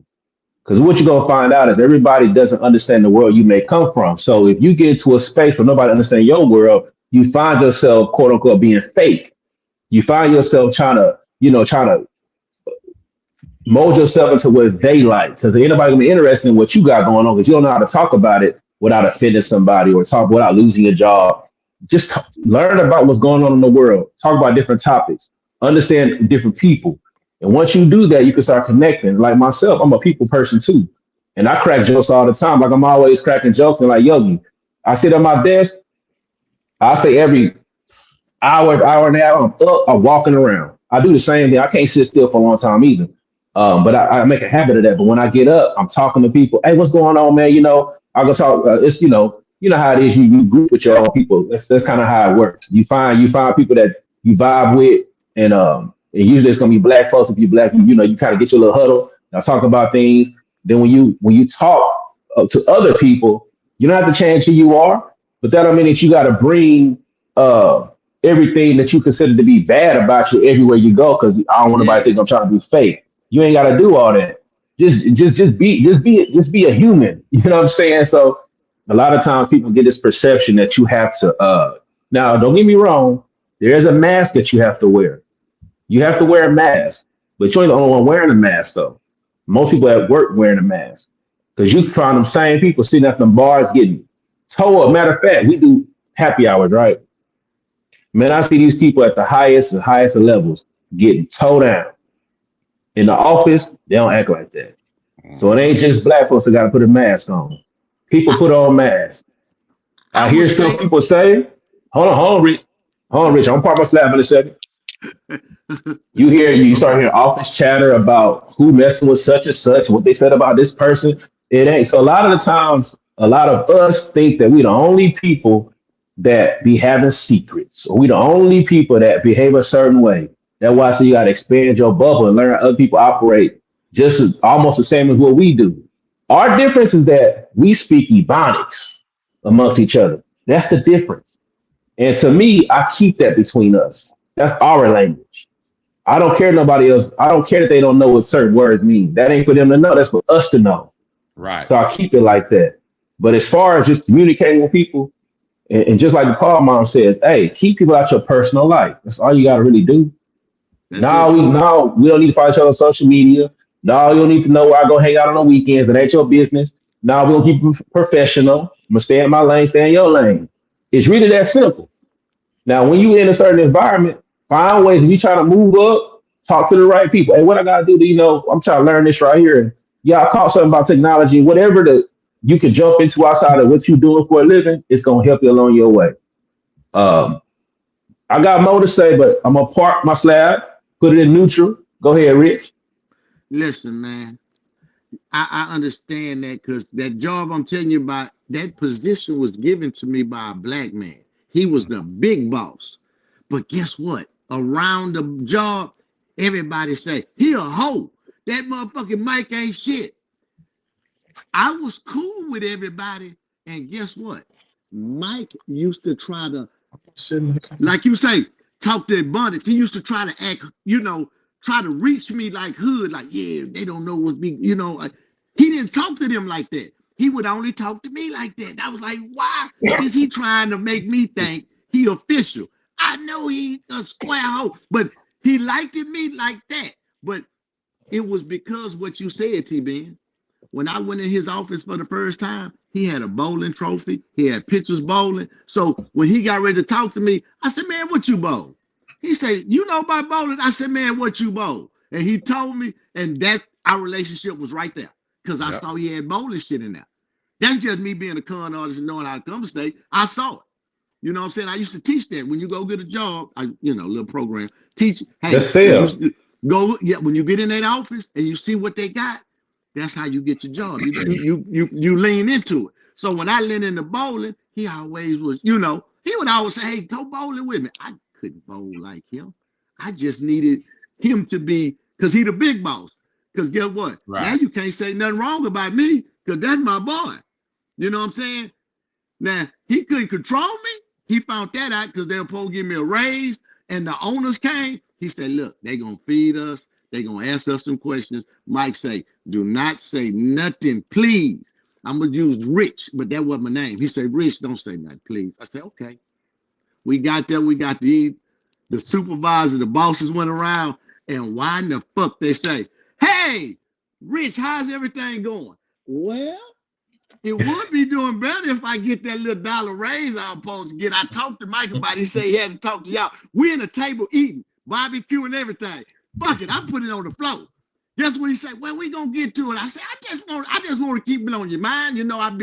I'm here every day. I'm on time. My numbers up. I'm doing good. He was like, that white boy looked at me and say, he just shook his head because he heard about me before I got there, I guess. He knew I was gonna do that. Mike looked at me and shook his head. He said, you couldn't resist. He asked me. I told you I wasn't gonna bring it up. But when the nigga asked me, hey, is anything? Yeah, something I could give me $1. That's all I need. They gave me 75 cents. They didn't give me the goddamn dollar. They gave me 75 cents though. Right after that, they gave me 75 cents. I started to quit behind a quarter. I wanted to quit behind a quarter. But I had a family, and the woman say, you better not quit behind that quarter because you already got some. I said, no, it's a respect thing. Respect. Yeah, that's what I was gonna say right there. Something about respect thing. When you have audacity, right? It's like being able to stand on your own too. You come in an environment. It's a couple of things. Understand that when you go apply for a position, you are applying to help that company make more money. That's what it's gonna boil down to. I don't even think of it if it's your company and you hiring people that's coming applying for your job. In your mind, you need your company to make more money. So I need to hire more people. Or you making so much money, you got to be able. You got so much business. People got to be. You got to manage these tasks. You got to hire people to do it, so you don't lose money. So you have to already understand. I'm walking into an environment. I applied for this position.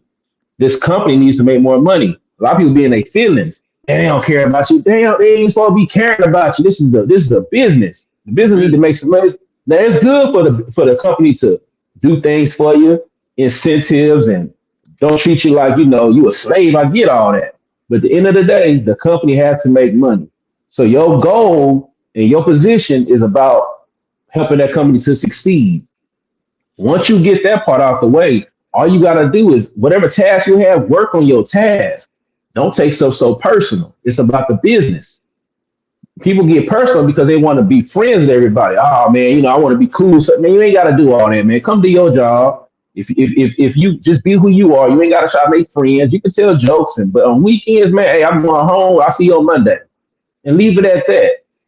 Now, a minute you was talking about Rich about speaking up, and I think a lot of people have this fear of speaking up is gonna get them fired. Look, man, look, I'm telling you right now, a lot of us don't know how to negotiate. When they sit down when they sit down and go over your review and they talk about, oh, this is what we're gonna pay you, my people. Okay, I take that, and that's good enough. Now learn to negotiate what you think you are worth. The worst thing they're gonna do is tell you, no, we can't pay you that. That's gonna be the worst. They're not gonna fire you for asking for more. Yep. If you're doing what you're supposed to be doing, you just gotta grow some kahunas. In other words, when you work in these environments, that's really what it boils down to. And a lot of these people, they respect you having the audacity and having the strength to speak up about stuff that you know how it should be. And that's like one of the best ways to navigate that world. You know what I'm saying? I'll park my slab on that, man. I don't want to go too far over on my portion, but anybody else want to add anything to the corporate American talk? All right, go. Let me get in here because I ain't say much yet. So, no, I've never worked in the corporate America, y'all. So that's something that has always lost me. But it's so many things that y'all said that were so interesting to me. Rich said that you got to stay yourself. I'm big on that. I can't change who I am to accommodate somebody else's liking. Because I'll never feel comfortable now. So I got to stay who I am. And if anyone knows, I'm a Scorpio, but if most Scorpios are this way. We're very, very quiet people as far as to people we're not familiar with. If I'm talking to someone, you can tell me everything about you. It's gonna be very little you get about me. Because I'm not gonna disclose a lot of information about myself. I'm extremely private. I don't throw it on social media. To be honest with y'all, this is a big flex. I mean, I don't want to say flex. I think that's the wrong word. But this is a big deal for me right now doing things like this. Because I'm not accustomed to putting my life in front of this world. I'm so private that you won't even know what kids I got, my wife. You won't know none of these things. For me to let all of that out right now, I've had to do a 360. So meaning to where I just don't do that. So when I go to new jobs and stuff, I've never had corporate jobs, but I have had a lot of jobs where I had to work amongst people. When I drove trucks. So when I'm driving these trucks, I was mostly the guy that would literally just sit in my truck all day.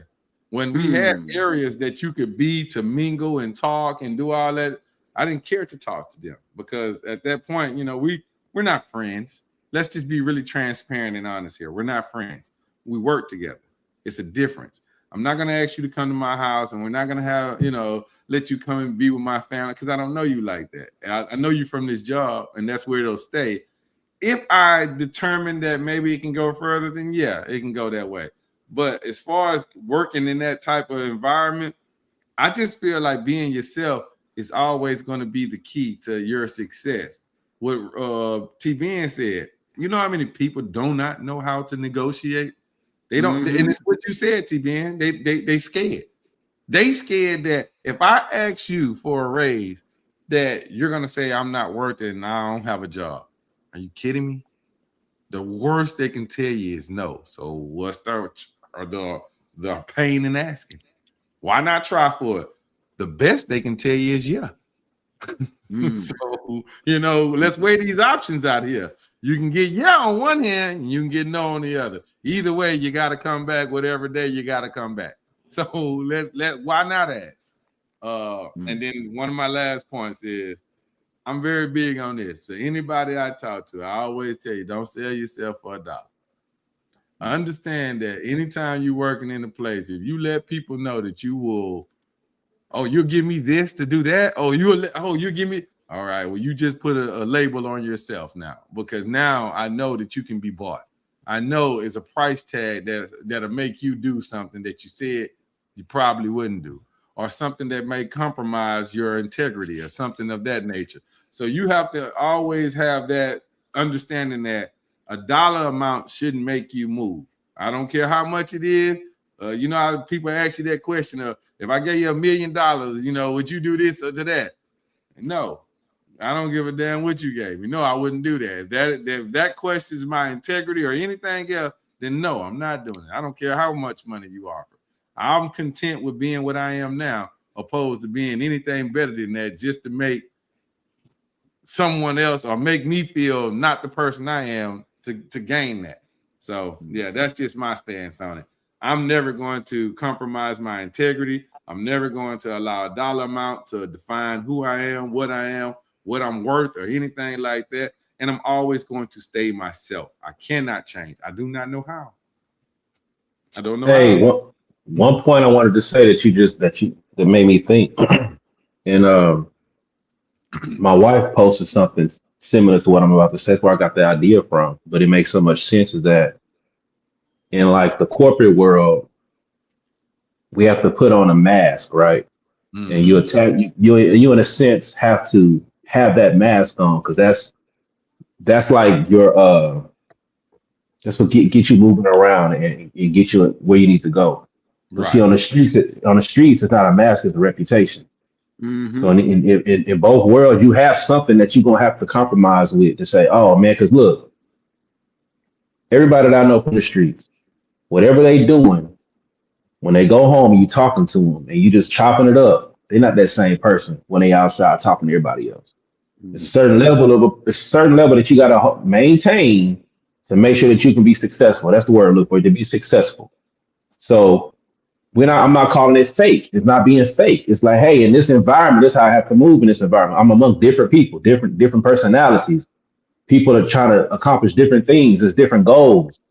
But when I ain't gotta be that, you can relax a little bit. You ain't gonna be that same person 24/7. It just don't work like that. And when I say that same person, meaning when you're in a corporate environment, you're talking about different stuff throughout the day. I ain't saying you can't have a good time and laugh and joking and that kind of thing, but you're talking about different stuff than when you're at home. So when you outside, when you're in the hood, chill, you ain't gotta be from the streets. Just when you're out on the block chilling with your homeboys, you're talking about something different versus when you inside talking to your family, for example. It's just different worlds that you got to bounce in and out of. But in corporate, it's not for everybody. It's not.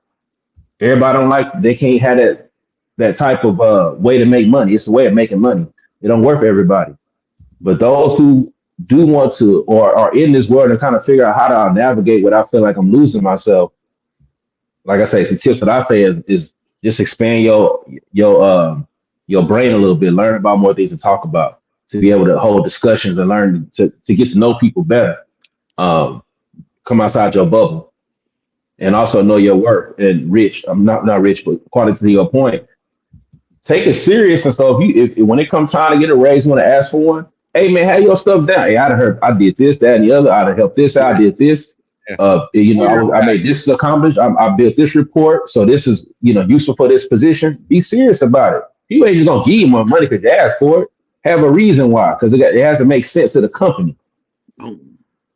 Now I want y'all to know something. I'm gonna go to you, Yogi. I just want to say this. I want to say this. You're absolutely right. I want y'all to know, when I'm saying I asked for the dollar and I'm on that bullshit like that, my position was 2 people position. They had 2 people doing that. One got laid off and they never got me no help. And the company kept going and they recognized that. I never brought it up to them. They kept bringing it up to me. So you showed your value. Once they brought it up that last time, that's when I started putting the bag on. Okay, I ain't got no help. I'm doing 2-man job. Y'all telling me this, and I know. But like you say, TB, you have to.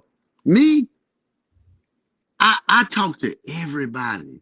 You know what I'm saying? I'm that asshole Yogi. You out there on the slab. When the Mexicans making that spread and they be doing it on lunch, I'm over there getting me a taco. I tell them, give me some of that goddamn puppy. Let me eat with y'all. So now they trusting me. You know what I'm saying? Let me get some of that puppy, man. And they see that and they be like, okay, he cool. So what I mean is, I get everybody to trust me. And when they trust you, they let the guards down, and then you get to find out who everybody really is. You see what I'm saying? I'm the one everybody could come talk to on the job. Man, Mike, I was like, okay, but I didn't never all my life, I would never tell you nothing bad. If you come to me about somebody, I'm gonna say, always look at the other side, man. You know, he got to keep his job, so he got to do this here. He got to be a hoe. Because if he ain't a hoe, he ain't gonna be in that position. They were like, you right, you right. So I would make him look. That's just me. I don't care if you the top of the line or you the janitor. If you talking to me, I'm gonna try to give you something positive, but you won't just crash out on your situation. That's just me. I don't know where it come from. That's just how I'm wired. So see, that's why I say do people that. are trust. But see, I do that same thing though, man. Yeah. So where I work now, man, you know, you gotta have a different type of skin to work out here. You know what I'm saying? You got a lot of people out here that's in high position. So I'm the kind of person too like this, right? So you know when you first get into a job, hey man, you gotta watch this motherfucker like this. Hey, you gotta watch him, this motherfucker like this. I'm the type of person, I don't care what you say, I'm gonna meet him and get my own there you go. who he is, right? And this is something I realized because I climbed the ladder, you know what I'm saying, at where I'm at one point out here. And my expectations were like everybody else's. Man, if you do your fucking job, you don't have to worry about them.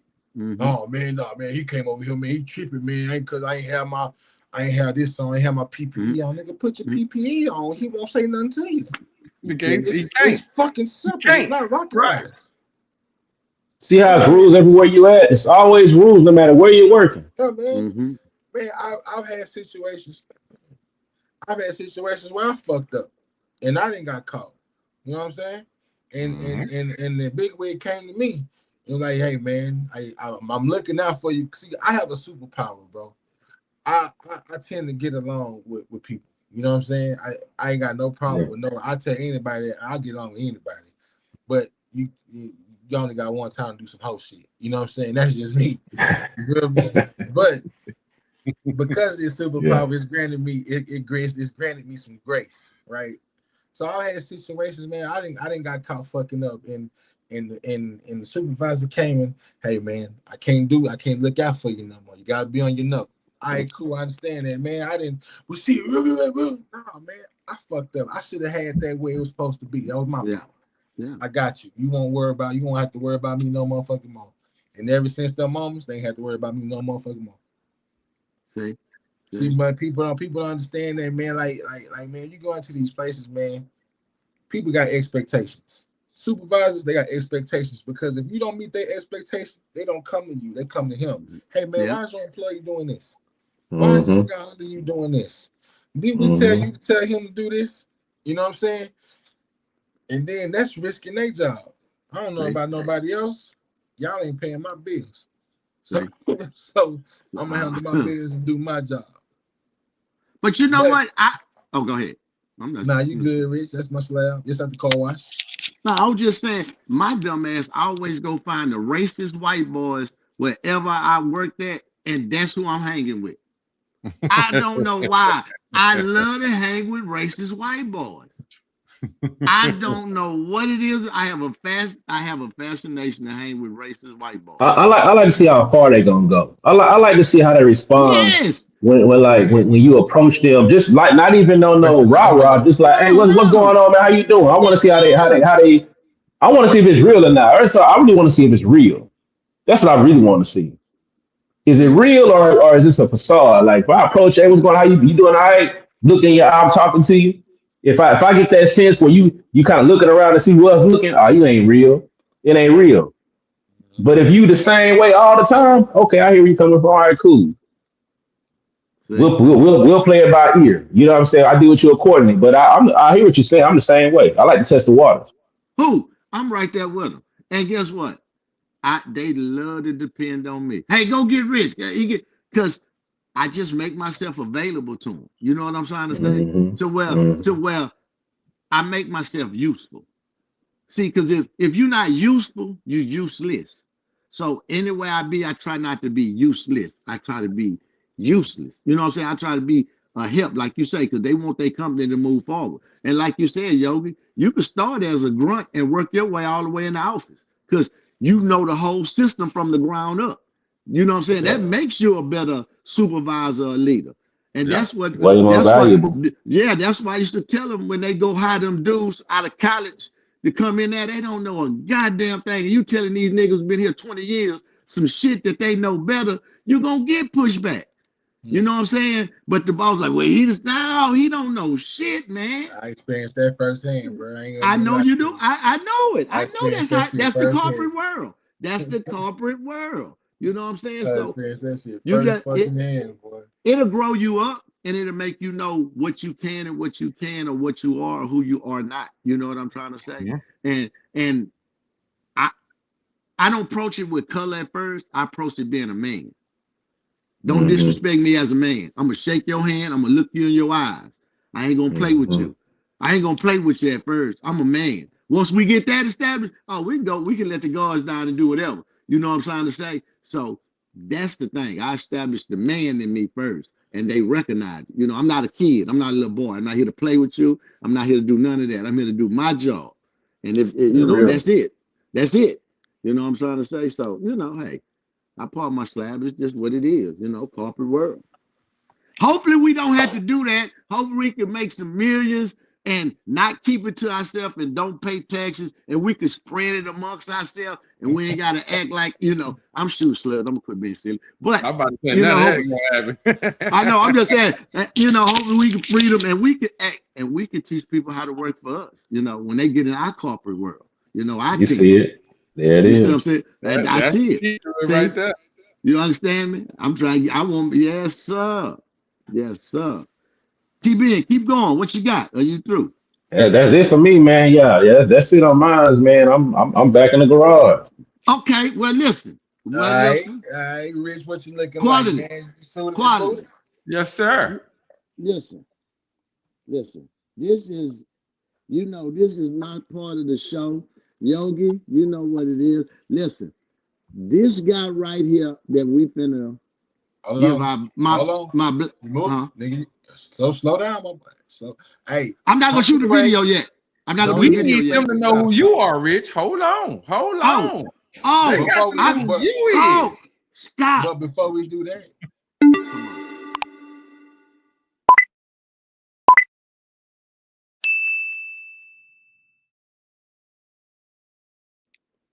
I love it. Yeah. I love it. And then boom, we're gonna hit this one time for your mind. Break it down. There you go.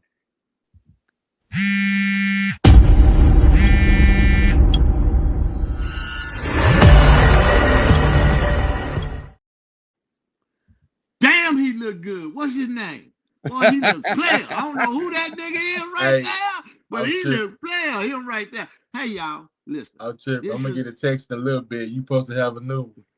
See, that's all right. That's what I wait. Tell the pod mom is on y'all ass. I know it. We sorry. I know we acting up. We acting bad tonight, but we gonna get better. I promise. Listen, I want to explain to y'all about the guy I'm finna talk about before I even show this. To a lot of people, he might not be nothing. He might not be black excellency because he might be not in your favor or to your taste, but it's somebody that he influenced me. He made me look at stuff a lot different.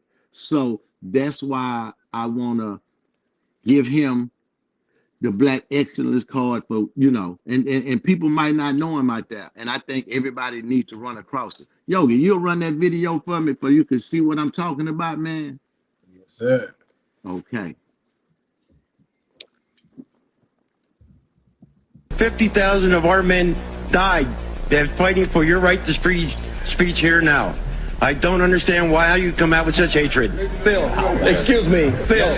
Mr. Muhammad, sir. You make me sick to my stomach with that. Because at the same time that you were fighting, you were not fighting for the freedom and independence of black people. Soldiers, black soldiers in segregated companies lost their lives on foreign soil there, but would have to come back and fight just to get a bite to eat and not have to go to the toilet on the side of the road somewhere in the bushes. So you're nothing but hypocrites, and you won't pull that small-time stuff over on me. All right, y'all. Hey, man. Hey, wait a minute. Hold on. The last part got cut out when he go, "No, I'm saying." I just had to say that part. Listen, y'all. Listen. This is my brother Khalid Abdul Muhammad. If you don't know about this brother, he is our brother, y'all. He from Houston, Texas. He's not the only, Lil J ain't the only person out of Fifth Ward. He is. He went to Wheatley.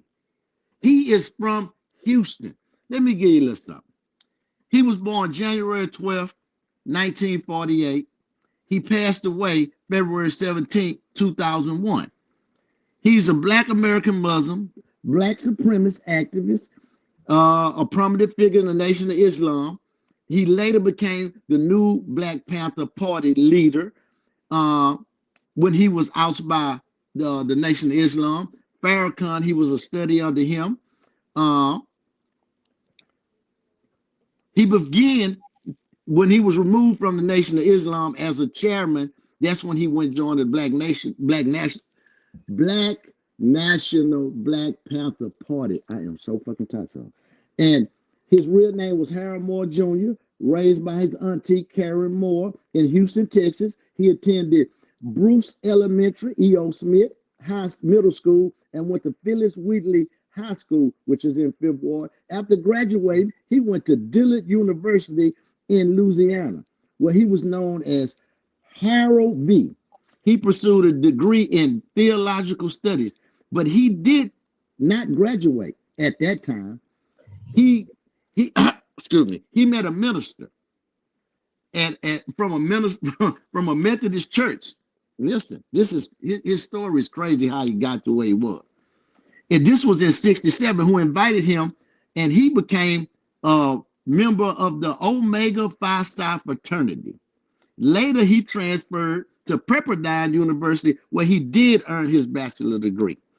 What I'm saying is, this dude come out of Fifth Ward, y'all. He went to college. So for me, my start was in Fifth Ward with my family. I didn't know about this dude. I didn't know you could go to college and do this. When I saw him, he was already with the Nation of Islam. He went to the Nation of Islam. He went by Harold 10-time X before he changed his name. He had 2 name changes because he was Malik Rashid, and then he became later what we know as Khalid Abdul Muhammad. Now, TB, you the only brother on here might know who his son is. You know who his son was? Y'all know it's fair and gray. Yeah, man. You know, I had forgot that. About that brother, man. You know so much shit you forget. So when I saw that, I'm like, that is that dude daddy. But well, I had somebody else in mind. But since it's his birthday and he's a hometown boy and the Texans done won, I thought it'd be only right to give my boy his Black Excellency card because, you know, hey, we don't get that many. And he out of Houston, he one of us. He homegrown.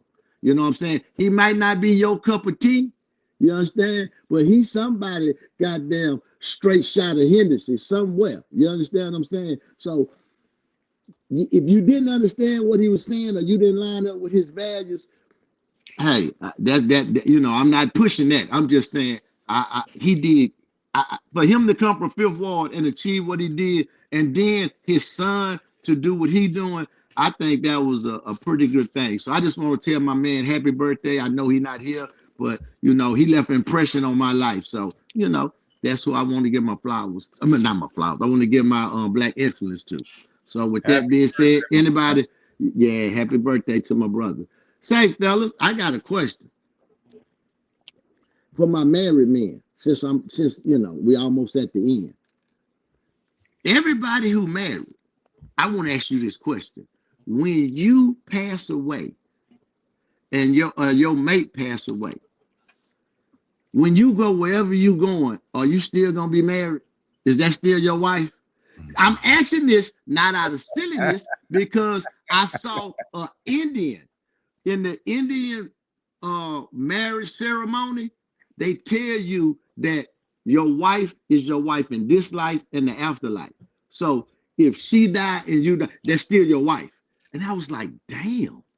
So I'll say I never heard that. So I thought I'd ask y'all. So if you pass away or if she passed away, is that still gonna be your wife in the afterlife? Is that your wife? I'm just saying.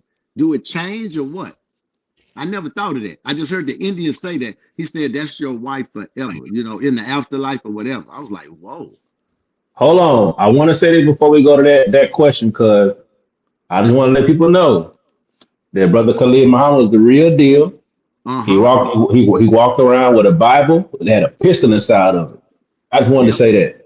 Yeah, go ahead. I just wanted to say that.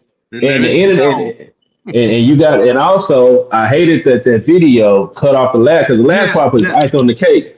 Yeah. So he talking to the one in the audience, and at the end he go, you know what I'm saying? And that little part right there is so funny, man. I wish you had played that part. Yeah. Hey, but if you ain't seen that down and you special, you gotta watch it. I mean, yes. Bar none, can't nobody debate him. Can't nobody debate him because he come with books. You cannot. He came out with stacks of books ready to go. Yes, you cannot mess with him. He was ready to go. He's unbeatable. Hey, but to answer your question, I wish the video that he sent me at first wasn't so long, man. Because I had another one. He sliced that boy up, man. Didn't he slice him up? Man, he sliced that boy up. Man. That's my kind of guy too, Yogi. You know that's my. That's the way I like to see it right there. I ain't gotta cut you out. I can slice you up with regular words, homeboy. I'm talking about and his talk to him was intelligence. It was intellectual. He was basically saying, "Nah, you not finna do me like you do everybody else." Yeah. I'm talking about reading out between his lines, chopping that boy, man. Hey, I wish that motherfucker wasn't so long, man. Y'all, that boy out. TB about to start though. Yeah, put it in the chat though. I want to see it. We're gonna try to show it again too. Put it in the chat.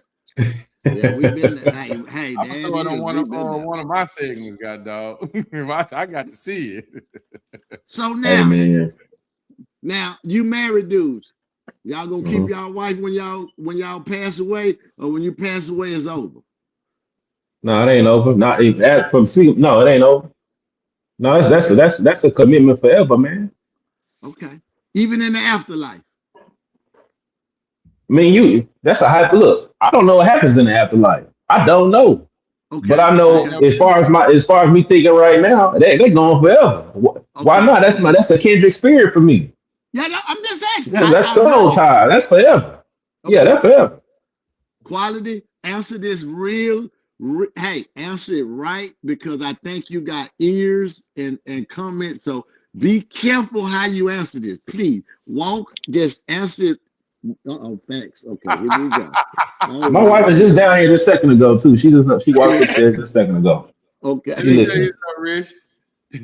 It don't matter where I go. That ninja right there. Okay. If I go to heaven and when she get there, shut it all down.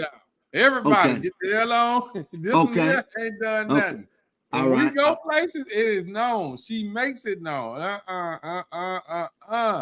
She gonna take care of everything. She gonna do that. She ain't gonna let no one else. No. She does all of that. She gonna let her. She makes herself known. She makes her presence felt. She makes herself long lasting, if you will. So when I'm around, you gonna know that was mine. Now the only thing that you will know is there's gonna be a lot of time where she probably go do her thing and I go do my thing. Yeah. We separate, but you gonna know that one belong to me. Okay. Yeah. Now what about you? What about you, Mr. Yogi? If you ever get I ain't mad. No. Hold on. Since we're speaking of that, have any of the young ladies hit for finding love for Yogi? Because we are on a mission to find some love for Yogi, man. We're gonna find this female for my boy, man. Boy, you done pissed Yogi off, man. Why he leave on me again? He always leave when I try to get the hookup. I'm trying to be the best wingman. We are at work. This is that we are at work. This is I'm trying to be the wingman. I'm the wingman. Watch, Rich. I'm gonna put it all together for you right now. Okay. Look at this. Uh-oh. Y'all remember that coming, huh? Uh-huh. Yeah. Mm-hmm. Oh.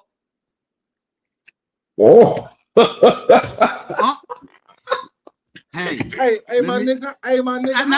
Hey. How old you? You gonna grow up, nigga? It's all love, brother. It's all love. It's all love.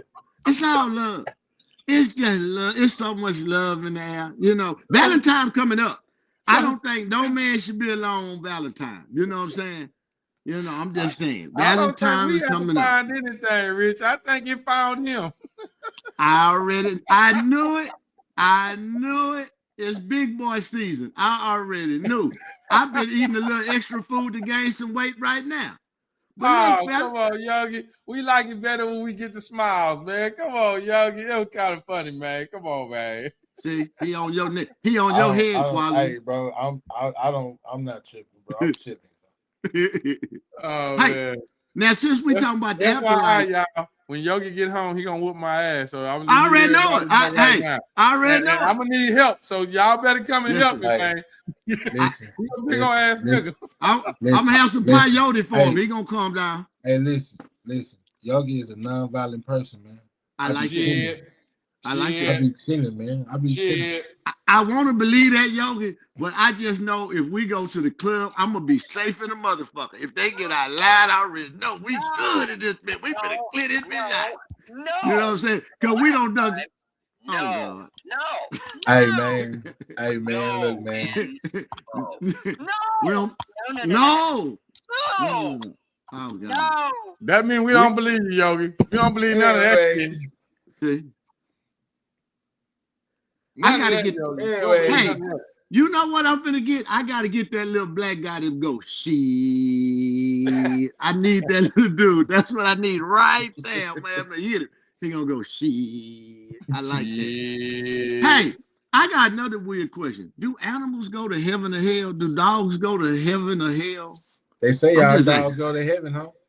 I'm just saying. Will we see? Do you think animals are being judged? We got heart. Listen, boy. Listen. They say if you follow a crooked man down a crooked path. Who does the rich? Listen, Yogi, I'm sorry. I didn't mean to start this. I didn't. He loaded. He was waiting, yo. You see, he was loaded for you. Listen. Hey, he gonna grow up one day, bro. I'm just saying, man. Boy, funny, man. Oh my God. Hey, y'all. Hey, go ahead, TB. I'm saying it's time for the locker room talk, man. Yeah, it's time for the locker room talk, man. Come on, Yogi. Y'all got to get. Hey, look. Hey, y'all get up off Yogi, man. That's enough. Get up off Yogi, man. I ain't gonna let y'all do that, man. Get up off Yogi, bro. I thought this was H-Time Bayou City podcast. I ain't know this was a fucking love connection. I don't know how we get there. I just don't know. I'm Rich, trying you to get started there. every time. I know. I ain't shit. I just want to. Equality, you shut your ass up too. That is. That's all I'm trying to say. That's all I'm trying to say. Wait. What are we talking about? I just made a comment, man. You see what are we talking about? Said Yogi free, man. Hey man, put Yogi video on, man. Put that video on, man. I'm done. These takes home, boy. We just do it like this. Do it like this. Do it like this. Do it like this. Do it like this. Do it like this. Do it. Yeah, that nigga handsome. Anyway,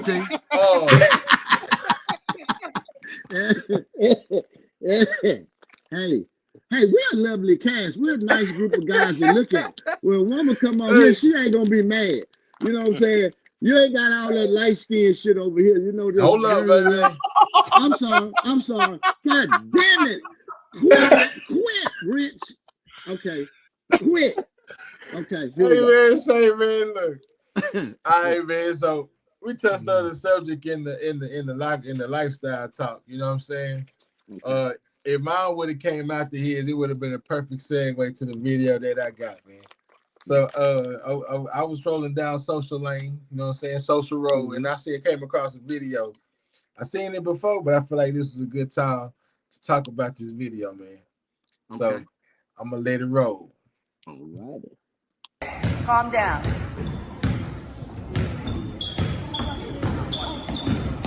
TJ.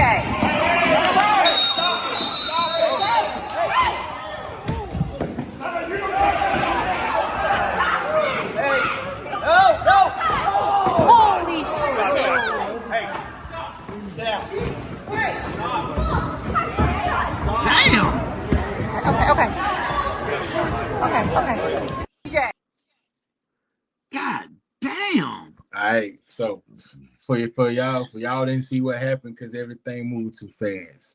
That was a youth basketball game, right? So the kids was playing basketball. Okay, of course, kids gonna be kids. Attitudes got heated, you know. A little black kid pushes a little white kid, right? The white kid's daddy comes out of nowhere. I guess it looked like he was the coach. He was the coach of the little white kid's team because he had the same team colors on. He goes to grab the little black kid, and the black kid's father came out of nowhere and throw his hammer on his ass. Yes. Yes. I love it. That's protecting your child. He ain't did nothing wrong. Nothing. Say, T-Man, what you think? So, yeah, man, I just want to know what y'all think about that because that's my sentiments exactly in my mind. I'm gonna protect mine, man. You got me fucked up. No matter where we at on your ass, come on, man. Quit putting comments on it. Oh, I'm sorry. I'm sorry. God damn, man. Yogi just be, man, popular. Yogi, you popular, man. I'm sorry. You know, I feel sorry for you, Quality, when he come home. I'm not gonna answer the phone. You gonna get it. Oh, you gonna get it. He done jumped off. He on your neck. Let me continue what he was talking about, though. Well, first of all, I'll be the first to speak on it if y'all don't mind. I want you to be the last. That's why I want you to be last, because I gotta ask you a question. Okay, I'll be last. last. You gotta go last. No, I'll go. Ahead, yeah. Hey, I like to pride myself on. Oh, Emma? I can hear. Y'all can't hear me? I can hear you. Go ahead, man. I can hear you. So I like to pride myself on being, mild-mannered, being able to keep my composure. Hey, man, you put your hand on my child, I'm coming for you. Point blank, period. So sometimes it ain't all about being right or wrong. Sometimes I want to be wrong sometimes, if that's how I feel at that moment. In a situation like that, I may have to be wrong. Because you said the other dude was a coach? He was a coach? Yeah, I'm thinking that the white kid's father that grabbed the black kid was the coach. Because he got there quick. So I'm assuming he was like right there on the floor to jump into action like that, you know? You see, now look, I don't like the way he grabbed him. Now I understand you stepping in, you stepping in to kind of be like, hey, relax, but you kind of grab him kind of like, hey, get your ass back kind of thing. Man, you're not gonna do that with my son. They ain't going that, or my daughter. They ain't happening. So yeah, no. Good job, Pop. Yeah. Yeah, good job, Pop. We can go to the parking lot afterwards too if we got a problem with it. That's how that goes. Well, hey, because it looked like, the way he ran up in there, he was at the top of the bleachers, right? He jumped off the mother. Yeah, man, that man did a move. God damn. What was you gonna say, Rich? I'm just saying that I don't think it's, as a father, I can speak as a father because we fathers. I don't think it's no limit that I would go to protect mine or to make sure mine is right. Because as a black father, and I know that black father probably, I don't know him, but I know my sentiments is I wouldn't have touched your white child like that. I wouldn't have. There's nothing in the world to make me touch your white child like that. So if you touch mine like that, don't touch his daddy like that, nigga. You know what I'm saying? That so you know how we are. Your side. Yeah, pick on somebody your side. Now, my question, the quality why I want to ask you to go last is, by you being the ref and in that situation, how would you handle that? How could you de-escalate that? Or what would you say? Not you being the parent, answer that second. I'm saying from you being your job, how do you navigate through that? How would you navigate through that? Okay, so for many of y'all that know, I'm a ref. So first things first, especially in a youth league like that. As a ref, you have what I would call the view, or to see what's finna transpire or anything like that. So once the two kids went to the other side or out the camera view, at that point, I'm making my way over there because that's my job to de-escalate them two from getting into blows or anything. And what you didn't hear in the video, which you should have, was that your whistle should have been blowing continuously until the two people were able to see your face as the ref to stop. So because you couldn't get that part, you didn't get the whistle. The refs didn't respond the right way. Immediately, I know that's me. My whistle would have blown until I could have gotten the two attention. Once I saw one parent leave the stands, I immediately go over there at that point because now it's also my job to control my floor. This is my floor, not the kids' floor, not the coach floor, not anyone else. It's my floor. So it's my job to control that floor. And those kids are considered my kids. Like I say, these are kids. If that was maybe a teenager or something, I probably wouldn't have maybe moved as quickly as I would have moved. But if for those kids, I would have ran over there to try to, stop that. And that father would have never been able to put his hands on that child if I could have gotten to them. Now, if I couldn't get to them and this all transpired before I can get there and the results of what happened is just going to happen because I know as a parent, if I couldn't stop the first one from touching the child, I'm damn sure not finna stop the one that's finna retaliate by force. So at that point, I got to let it go at that point. What I would do is take both of the kids away and let the parents do whatever they're going to do. But, yeah, that's it right there. I definitely could not allow that to happen to the kids, and I would have tried to prevent it by using my whistle to try to control the situation. As the parent, I fully agree with what that man did. You touch mine, I touch you. It's that simple. You touch mine, I touch you. And when I touch you, it ain't gonna probably be the way that you think. I think that the father that came down and pushed him down, I think he was lenient. I think he was lenient because I'm not gonna lie. I think I would have slapped that man. Quality. Hey, put the comment up. Put the comment up. Quality. That one, which one? Both of them. Both of them. Okay, well, let's start with this one because this one came first. All right. I seen this. I don't agree with both parts. One of you shouldn't put your hands on anyone's child. I'm gonna flip the gym over about mine. I also feel like it was poor sportsmanship on the kids' behalf. I agree 100%. That's why I say I would have tried to stop the kids by using my whistle to grab their attention. Let's go to the next comment. He should have approached the parent with the child. He ain't have to touch my kid though, man. I ain't gonna lie. I would have.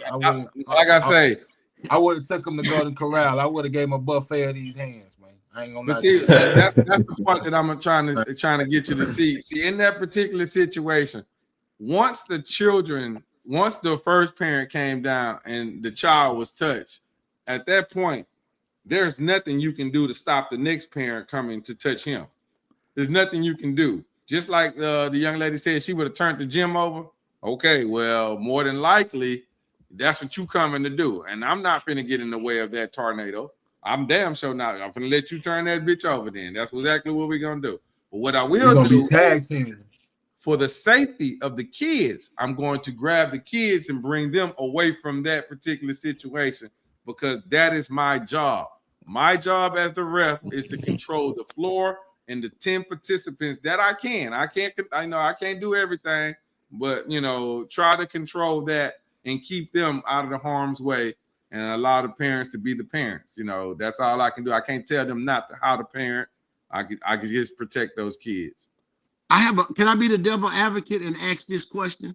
Absolutely. I hate to be the devil advocate.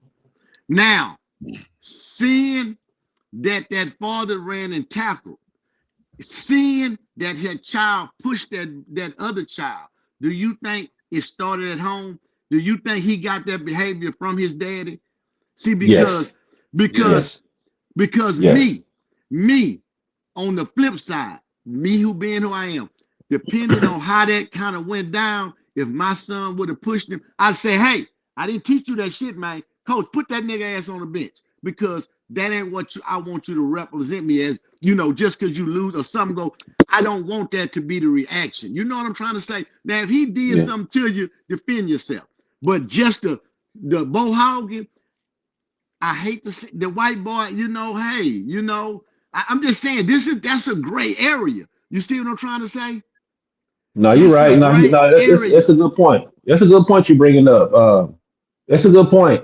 I think so. In that, like I said, in the heat of the moment, if I see somebody grab my son, Yes. and you not look, if it's law enforcement, I think it's a different scenario, right? Yes. Because it's law enforcement. But if it's like a coach, somebody in the stands, a referee, if it's something like that, you cannot grab my son the way in that manner. I think the way that they grab it creates a reaction out of a parent. Like, wait a minute, even if that child was in the wrong. And I think, but you're right though, Rich, because on one end it's like, well, this is what I'm used to seeing, but on the other side, it's more like, hey, at least I know my parent, my pops got my back. If another grown man think he gonna handle me like that, that's a grown man doing that to that child. You know what I'm saying? So I hear that point, and that's a good point you bring up. He might be used to that at home. He might be, he might have that environment where he think he can just handle people like that. I hear that. So no, good point. Good point. Okay. That was it because it has because behaviors, man, with kids, man, they learn somewhere. Yeah, that's why I was saying. So that's a good point. You know what I'm saying? I just didn't want to take it all off. You have to look at both sides to be fair, and that's what I try to do. Hold them accountable. Quality. That was me. I was holding them accountable because he learned that behavior somewhere. You know what I'm saying? And sometimes we have to be accountable. Because I taught my son that shit. I ain't lying. My son, they taught him. They had to teach him sportsmanship because I taught him wrong, and I know I did. I taught him wrong. So I told y'all that several times. I taught him wrong. So I'm glad that he learned sportsmanship because he was the one saying, "Hey, Daddy, you can't do that. This is my team. I gotta go." You know what I'm saying? I'd be like, "Man, fuck," but you learn. Like I say, they'll grow you up. I just want to know. And in this situation, like I say, I agree with you too, Rich, on that part because he had to learn that behavior somewhere. And I have a little saying that I think I've tried to teach this in any child that I coach, referee, anything like that. You have to learn how to lose before you can learn how to win. My son used to hate it when I say that, but I think he finally got it. It finally hit him in the head, like it got to him. You have to learn how to be a good loser before you can be a good winner. What I mean by that is there are going to be people that's going to antagonize you. They're going to do things to you and all that there. If you respond, it makes you the loser. So you got to know how to be that loser. If you want to play that game, I tell it to Yogi a lot. Yogi got this mentality. He might like to talk a little bit or whatever. And you want to play that game, that's fine. But as much as you dish it, you got to be willing to take it. So now, if you the kid that want to walk over there and you want to get in his face and all that, okay. Now, when it turn around the other way, you got to be able to take it. You can't get mad when he do it to you, and then now you want to go bucking up on him or whatever, or you losing the game, and he might have said something to you like, yeah, you hit that 3, but y'all ass is finna go home. Now you mad because of that statement or whatever. You got to know how to take it because he's not referring to it. Huh? He's not referring to me in that. I've never been the type of player, the person to play a sport and talk. No, I'm not referring to you on the top part, but I do. I mean, when you were younger, I'm gonna bust your ass. I'm gonna bust your ass on that field. That's what I'm gonna do. Well, not every time it went your way. So that's all I'm saying. But in order to be great at anything, you have to learn how to accept the failures and the understanding that you got to learn from it. You have to learn from your mistakes. So that's what I'm trying to refer to. If you never think about it, what happens after every game? You gotta shake their hand. Part of the process. You're supposed to shake hands. Sportsmanship. Sportsmanship. We have allowed the sportsmanship today to get ruined by what they see on TV. Yeah, you cross them over. You cross people over, they fall down. Now you got to take a step and look at them and give them a little face before you shoot your shot. See, that's terrible. That's stupidity right there. Why not just shoot your shot? He fall, you got the advantage, pull your shot. what you got to look at them for, what you got to do to show off for, what you got to do to shake dog, and all. Why? All that means nothing. Hey, Bro, you seen that video of that dude in the boxing ring? Dude was hitting him. Man did the splits in the ring. Yeah, bad motherfucker. Man, y'all seen that? Man, I say, look, man, like that's too much. That's too much, but he a bad motherfucker. That's too much, man. And he fought like that for years. Not, Rich. Is that good sportsmanship? Fuck no. Fuck no. It's entertaining, but it's not good sportsmanship. You see what I'm trying to say? If a nigga whooping your ass and he start doing splits and shit like that, how we see? Now that's a problem. Now when it came to a problem. And that's the point I'm trying to talk about. It's good entertainment as long as you're entertained. But when you are the one that's allowing the entertainment to be about you, then it starts to become, well, nah, I don't think I like it no more. It's a certain level. It's a certain level of showmanship that you can have. I get it. You showboat a little bit. Remember, Roy Jones was showboat. Prince Nassim Ahmed was showboat. Muhammad Ali. You know, he did Ali shuffle. He showboated. Bro, well, remember he used to move his feet real quick. You know, it was showing out. Tyson would do a little something with his neck, a little extra. I get it, but it's a limit to it, man. It's like a certain level that you know is a little too much. You ain't doing the splits in the ring, bro. Who does that? That man, that's like doing a backflip after you punch somebody in the face. You don't just do no backflip. I mean, come on, man. The limit, though, TBNB, this here, though, it is a limit. But the problem is the limit gets pushed more and more. Yes. Each age bracket or decade or whatever you want to call it, you know, Gen Z or whatever you call these little kids now. See, each one of them get worse and worse and worse. And now it's to the point, I don't even think worse is the word, y'all. So That's all right. It is tonight. We know what it is. Damn it, y'all heard what TBN said. Shit. We're going to put that in the H-Town Bayou City Podcast Dictionary. Right alongside with popcorn. That's right. Popcorn. That's right there. But the point I'm making is they getting out of control. And now because it's out of control now. So now you got to look at it to where it now becomes a safety situation. And y'all just know this here. The man that came out the stands first, when the little boy came, or whatever, the little boy touched him, whatever, that man was protecting his child. Yeah. I know it don't seem like that because the other child was the attacker at that point. Yeah. But that man was protecting his child. Yeah. So now, and that's why, that's why I say when I get the children safe, and after that just happened, I know there's somebody else coming to protect the other child. So my job now is to remove the kids, and I gotta let y'all do what y'all gonna do. Y'all gonna dance, y'all gonna dance. But all of it is inappropriate behavior. Completely inappropriate, and it's bad sportsmanship from not just the child, but also the parents that are sitting in the stand. We don't want that action. We don't need to teach the children that's how they respond to that. So now look at what we done. We done made it even worse, sir. Yep, that's the word of the night. Worse, worse, sir. Worse, sir. Hey, I hate to be like be funny, right, in the situation, but my mind it just goes places. Yes. Right? So when the white man grabbed the black kid, do you think he said, "You put your hands on him again, buddy? I'm gonna kick your butt"? You goddamn right, he said that. That ain't what he said. No, he didn't say that. What he said? I can't say it in the house, but he didn't say that. Okay. He didn't say that. You know what he said?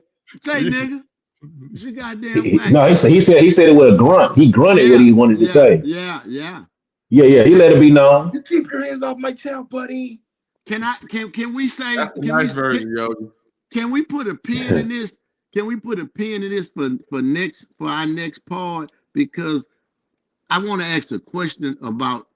I think the streets have fucked up the entertainment, the sports, and everything. Because we done brought the streets into everything we do, to where I think everything out of control. Music, entertainment, I'm just saying. I've been looking at it. I'm like, that street culture done fucked our goddamn society up.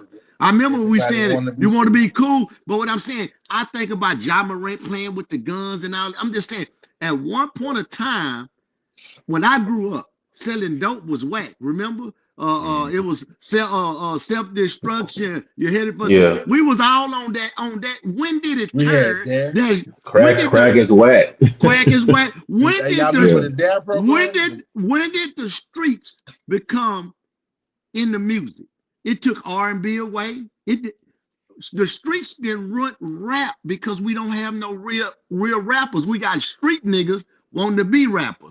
We got street niggas wanting to try to sing R&B.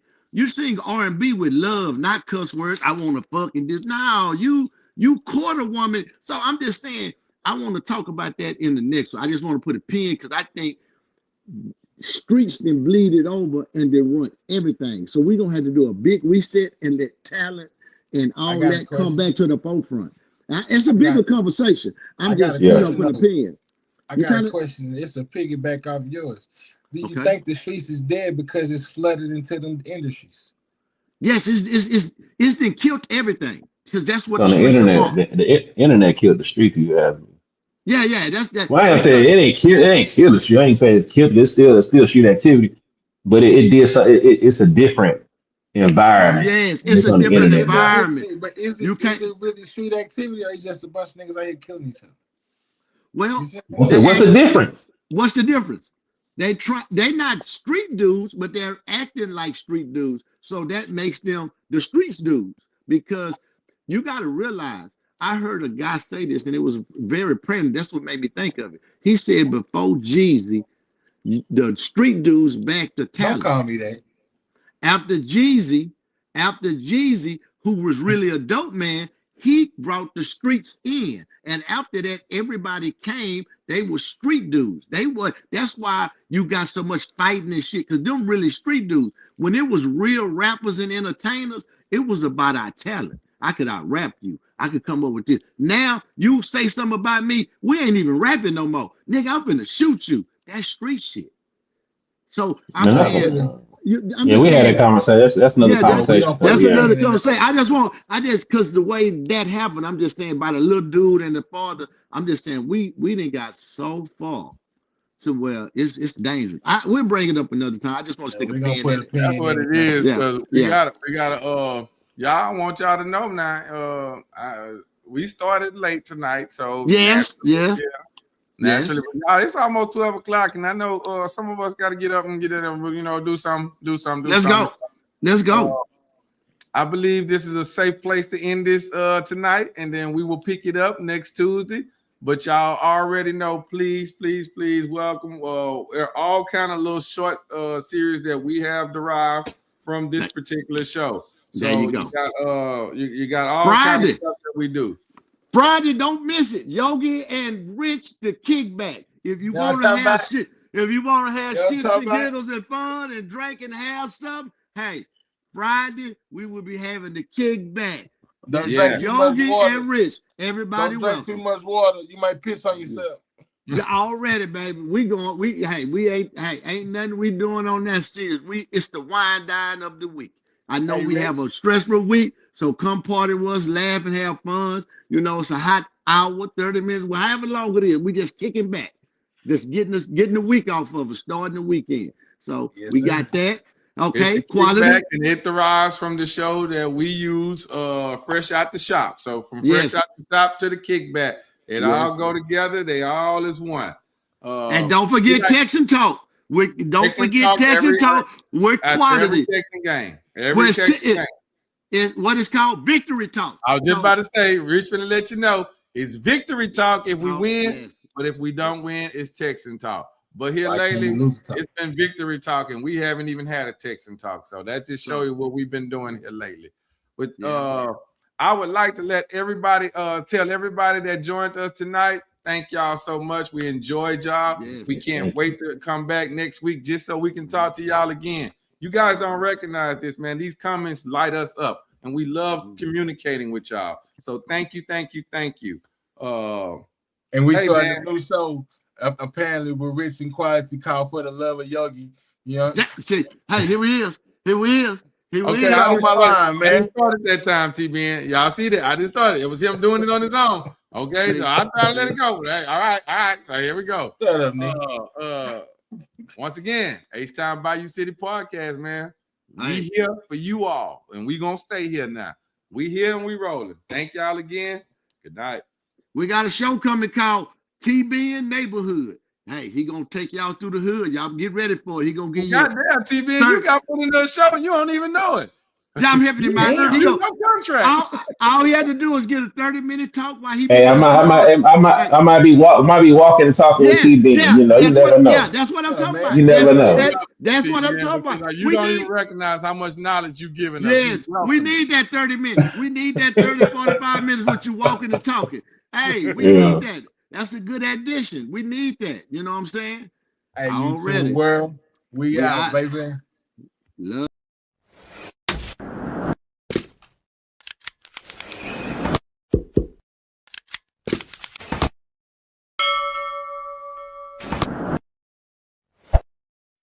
Thanks for joining the H-Town Bayou City podcast. Be sure to like, share, and follow, and we'll catch you on the next episode.